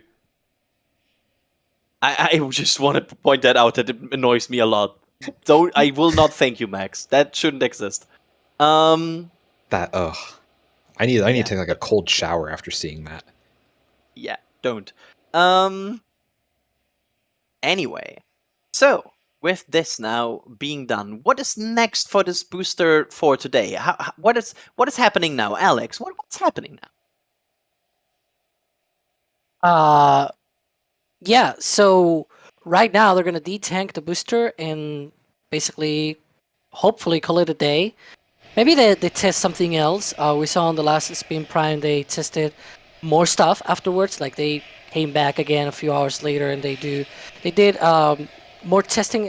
In that case, they did a test of the purge vents. They did a lot of tests of that. They loaded them as well. Yeah, and right now we see those vents coming up, so I believe they'll probably have loaded those as well. And the thing that probably is a difference with that test is that for that Spin Prime test, we did not see that loading of the purge tanks as we've seen today. Because I mentioned before that we had that sort of hold, but my guess is that that's what happened there, that they actually loaded, like that stop on the propeller load actually was because they went and loaded then the purge tanks. We can probably talk about those in more detail, maybe on a video or something like that, but it is definitely a whole different methane load and liquid oxygen load, and then they have to load this purge fluid as well on those tanks, and so it changes a lot of the timings, and that includes a little bit more time to fill those. And that's probably what happened here. And by the way, I'm super proud that I was able to call out that test because I heard that vent. I heard the vent and I was absolutely. like, oh, the test is going to happen. Yep. Absolutely props for that, Alex. You successfully called it. That was quite impressive. I heard the sound as well and was like, is that what Alex meant? And that was the moment you said, yep. Yeah, that's it. I'm like, yes, nice. That was really cool. We should probably listen to that again to make sure we can identify it every time. Because I wonder if it's also helping. It's probably also helping for static fires, right? So yeah, it also happens on static fires as well. Yep. There we go. Yeah, so that's another good indicator to, as the commentators, to get a signal of being like to make sure that that we are not talking about an event, which worked for this one. So nice. It's always a win. So what are your bets on static fire? I want you to jump here and say, what are your bets for static fire? As in when it happens? Yeah, when is it happening? I'm gonna say I don't think it will happen today on the today for me. Tomorrow for all of you. Like I don't think it will You happen mean on the Thursday? Yeah, Yeah. Thursday closure. I Okay, think it yeah. will happen in the Friday road closure, on the August 25 road closure, 9 a.m. to 9 p.m. I think that's the. I think today's or like the 24th road closure was a backup date for this test, and I think the 25 is now the static fire closure. Okay. I would agree. I feel like tomorrow might be a little too quick here. Maybe if everything looks perfect and if they get everything cleared out in time, they could go tomorrow. But I think I agree with Adrian. I think Friday might be most likely here. There we go. Yeah, I will say also Friday. And by the way, that will be right after Crew 7 launch, which we'll be covering that from Florida. So it's gonna be a fun night, fun night and morning as well. And we at NSF always try to cover everything that is like cool and interesting to see in rocketry. And if you want to support that, I think one of the very cool ways to support it is our membership program, because our membership program has different kind of perks that you also get in return for supporting us. The main thing I want to promote here is the 4K multi-view here for all members. That's every membership level that you can access from the channel page, where you can see 9 cameras here in glorious 4K and make sure that you're up to date on everything that is happening on every angle we have. So I think that's a great way to follow these tests. We have started to do these with every Starship test in the recent few weeks, and it's I think a very, very cool thing to watch during these tests. And also we have pictures for Red Team and above, where you see very cool pictures earlier than they are published, for example, on flyovers sometimes, and you also see very cool other pictures we want to show you. And I think the best level is Capcom, because Capcom gets you access to our membership Discord, where you can talk rockets all day. So I think really that's the best perk. I really like Capcom. I really like the NSF Discord, and I want to make sure if you like it, that you get access to it. So if you have Capcom or above, make sure to join us. Okay, we can see the recondenser at this point going on, because they are trying to save as much methane as they can, because you cannot vent that much methane into the atmosphere. That would be very bad. I think we discussed this yesterday or 2 days. When was the rollout? Time is kind of flowing together. It was yesterday, yeah. Yeah, it was really quick. Yeah, yesterday we were discussing methane is 25 times more potent than carbon dioxide as a greenhouse gas. So you really want to make sure you don't emit any methane here. Yeah, absolutely. Again, you have kind of 2 ways to clear methane. You either recondense it, or you burn it off, because burning it off also reduces the impact on the environment significantly. So that's what they did first. For if you remember, if you were around here for a longer time, you saw a flare stack. That flare stack was to burn off the methane after they no longer need it, and they have replaced that with a recondenser system. I think after the SN4 explosion destroyed that flare stack, right? It didn't destroy it, but it did definitely knock it over a bit. I think they kind of renovated it a little bit, and then eventually they switched over to the pure recondenser. Mm-hmm. Yep. I remember that sad flare stack just being like still not really straight anymore, and just sitting there a few months after that. Yeah.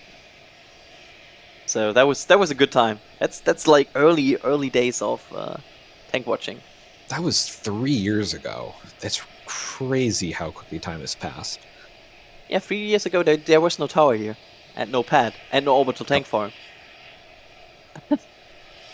It's like this was basically the all thing we are seeing right now wasn't really there. So let's see. I want to hit some support here, because we have received a ton of support in the last hour, and again, for the purpose of focusing on the test, we have focused on that. And I want to still thank some people here that supported us the last hour. Starting with Julian saying, have they done a ship static fire in hot stage order? Airvac lightning several seconds before Raptor C. Great stream as usual, guys. Do we know the exact sequence how they will perform the stage separation at this point? I don't Alex? really know. Okay, there we go. Based on the hot staging ring setup, it seems likely that they'll start off with, let's see, they'll start off with igniting the Raptor vacs, get the stages separating, and then ignite the sea level engines, just based on the hot stage ring setup. There we go. Yeah, it's hard to predict. I'm really looking forward to getting more information about this exact maneuver and how the ignition will be performed exactly. But it's of course something that we don't have an insight right. We need to wait for SpaceX to confirm exactly how it will work. Base Giga Chat here with a $5 super chat saying, "Good evening. Is this a static fire or cryo test this evening?" Neither. It's a spin prime. So there you go. This was from the past. It was before the test. Jeff Rowe with a 5 Red Team memberships gifted. Thank you so much for that. Blake Alexander gifting 10 Red Team memberships. Thank you. That's like 10 people just getting access to all of this cool content. I'm really happy for that. Yes. And then also we have Troy Rubert with 10 Red Team memberships gifted. Thank you so much for that. And then we have Stephanie here with a Storm message. SN15 was the best because it landed. S420 was great because it launched integrated. Booster 9 is the champ though. There we go. And also Stephanie got something from the store. And it's actually part of the new retro collection. So thank you for that support, Stephanie. And I hope you enjoy that shirt. We have Craig Brown becoming a Red Team member. Thank you so much. We have Jonah Nicholson with a $4.99 super chat saying, "Is this the latest we have had a propellant load test on Super Heavy?" Oh, that's a fun trivia question. I'm not sure. I would expect there was at some point during the 5 million Booster 7 tests one at night. Yeah, there were a few at night. Yeah. Yeah. So probably not. I think for this booster it's probably the latest test, but not for overall booster. Booster 7 had too many tests. They were probably at every possible timing you can imagine over a day. RC Horseman with a 5 Red Team memberships gifted. Thank you for that. Sfera also with 5 Red Team memberships gifted. Thank you.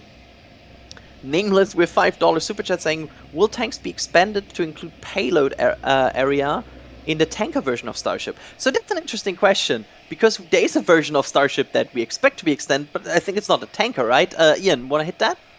Yeah, so according to renders, this has not been like any official information from SpaceX itself, but according to renders, it seems that the Propellant Depot version of Starship, so the version that will remain in low Earth orbit and will be refilled by the tankers, it seems that the depot will be stretched slightly. Again, we have no official confirmation on that, but it seems like that's the route that they're going with the depot, having a slightly stretched vehicle. There we go. Again, there's a difference between the depot and the tanker, because I've seen people in the past kind of confusing them with each other. The tanker is there to launch and fill the depot in orbit and then land again, while the depot stays in orbit to refill then things like HLS or other starships. So there's basically a chain from tanker to depot to whatever needs to be refueled. Just to clear that up. Some cool stuff here, becoming a launch director. Thank you. That's a lot of support. I hope you enjoy all of the launch director perks. And again, thank you so much. That's really generous. And we already seen signs of defrosting here on the booster. They're really detanking this fast. And again, much of a load, so they're probably getting to detank this fast. We will rocket you with a Red Team membership gifted. Ryan with a $4.99 super chat saying, "I was toggling vents towards the end of the count. I usually for trying." Wait, let me get this question. Towards the end of the count, are usually for trying to unstick a valve. I'm not sure. I'm not sure if we know why they are toggling vents towards the end. Probably just like routine venting and just purging out the lines. Yeah. It looks more routine because it happens every single time. So, we'll see. But we are not sure again. It could be that. We don't have any insight about the vent. SpaceX had not given us yet a complete vent overview with every single vent and its purpose. I would like that, though. If we ever get that, I would be very happy. Multi-Mutant Gamer asking in a $5.17 super chat, how do you think the next static fire test will go? Let's start with Alex here. How do we think the next static fire test will go? Yeah, I'm hopefully optimistic here that maybe it goes well. Yeah, because I really need to see all those 33 engines, full duration, like that 5-second duration, all 33. That would be cool to see. Ian, what's your thought? I think it'll go well as well. I don't know if we'll get all 33 engines, but I think we have a much higher shot than we did a few weeks ago. There we go. I also think it will go good. I hope for the first time that we see 33 full engines ignited. That would be, I think, really, really cool. Yes. Blackhawk gifting 1 Red Team membership. Thank you for that. And John Dupker with a $10 super chat, also very regular here. Yup, Texas Tank watching at its finest. I will be there all night if I have to. Luckily, you probably don't, because we are probably done here. MacWalker's becoming a Pat Red member, and that clears our backlog here, and thanking people that supported us. Again, everybody that supported us, thank you. It really makes streams like this possible. Without that, we wouldn't have the ability to just place a bunch of cameras in Texas and bring you all of these tests, because then we wouldn't have that opportunity. Okay, let's see. Let's see if we have like a few more questions. That's another question here about the orbit or the flight profile about SM25 or S25 actually. I will throw this to Alex. If all goes to plan, how long will S25 stay in orbit before performing a re-entry burn? So, wanna give us an overview about the flight profile of the ship? Oh, look at that! Those are the purge vents. Oh, wow! There we go. They're testing them. On the last spin prime test, as I mentioned before, they had that spin prime test, and then they did this sort of loading and purge vent testing. So it seems like today they are combining both tests on the same thing, probably to save time. Yeah. Glad we stayed live then. Could you explain quickly here what are we seeing here, Alex? Yeah. So in between the engines there are shields, and so that makes them be sort of shielded, obviously, and also enclosed. And I actually was mentioning this before that sort of a fire trigger false alarm.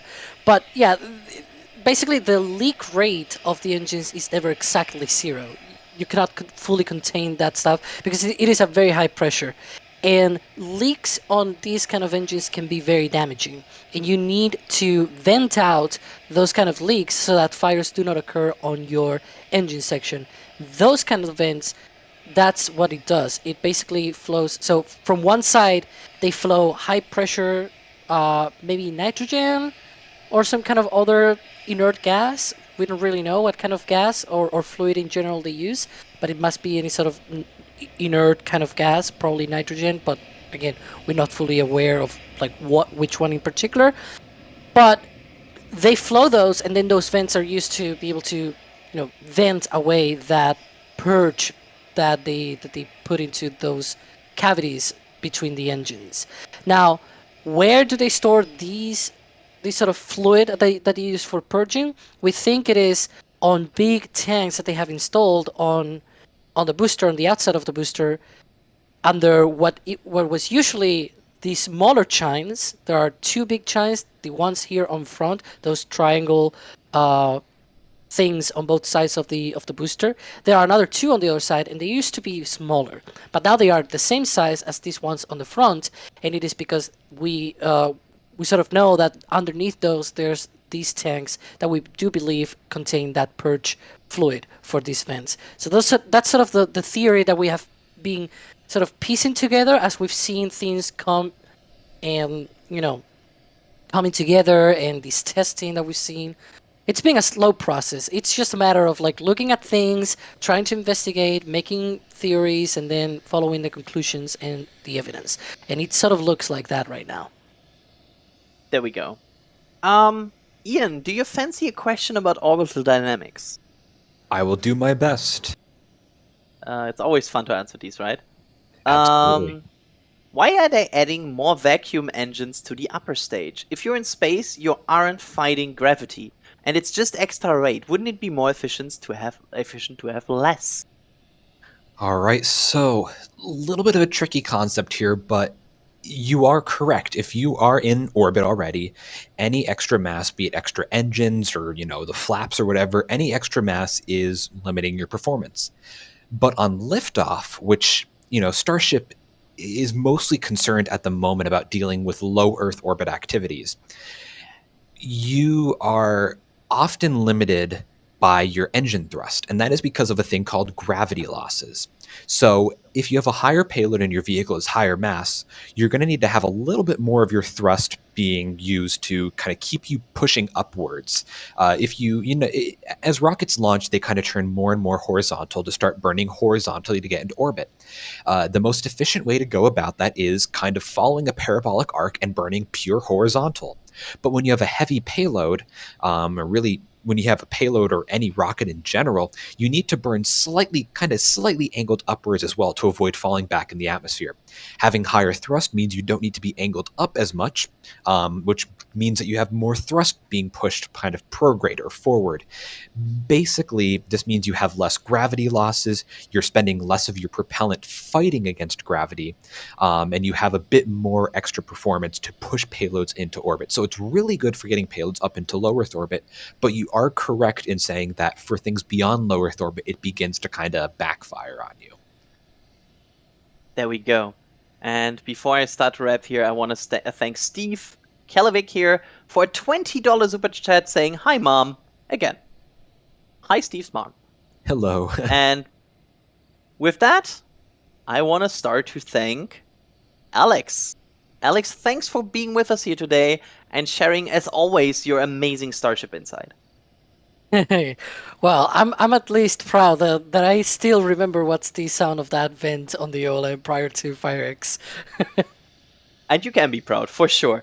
And I also want to thank Ian for also starting to host here and then later moving to the expert role here and sharing the host role with me here. Hey, always happy to be here. I'm equally excited to come back either tomorrow or Friday or whenever SpaceX decides to go ahead with the next static fire test of Booster 9. There we go. And also, in the back channel, making sure we get these views, also keeping us in line sometimes, we have Patrick Cahoon, who was also around here for today as a producer for this live stream. Thank you for that, Patrick. And I am Adrian Bile. I was your first expert, and wow, I have to Jerwa with a $50 super chat saying astonishing launch experience, Xenon powered breakthrough, and lunar dreams. I had to hit that. Sorry, that just came in. So thank you so much, Jerwa. I think what that stands for, Jerwa. I'm looking at you, and I know what that means. We'll have a talk. Oh, it's all Look Alex. at the... Yeah. It's Alex Bold. Alex Bold. Yeah. Uh-oh. Because I have a... Yeah. Yeah, I have that bit going on. And with that, we want to wrap the stream here today. Thanks for that support again. Like, you're kind of interrupting here, me wrapping the stream. And if you have any more desire to follow these events as they wrap up here and watch Booster 9 getting saved and probably prepared for a static fire campaign, make sure to hit Starbase Live, our 24/7 coverage of Starbase activities, where you can always see everything that is going on in Starbase. With that, Ian with a $4.99 super set. I'm glad I stumbled across this channel. Keep up the great work. Thank you for these great streams. I'm sorry, they just keep on coming. You're not letting us leave. Thank you, Ian. Thank you, fellow Ian. Yes, I've been Adrian Bile, I'm still am, and with that I want to thank everybody, and we are throwing it to SPL. Thank you so much for watching, and see you in the next stream. And here we go.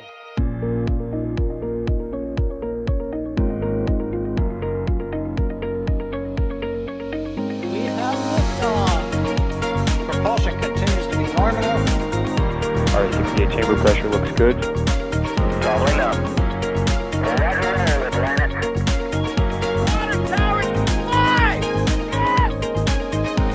Tango down to nominal. Flight downside speed off. Bring in SPD off. Off. It's orange! Oh my god! Oh my god! Decollage. Put that in the big bag, 343 unfolds to go. Indeed. We rise together, back to the moon and beyond. This methane will be igniting in the flare, correct?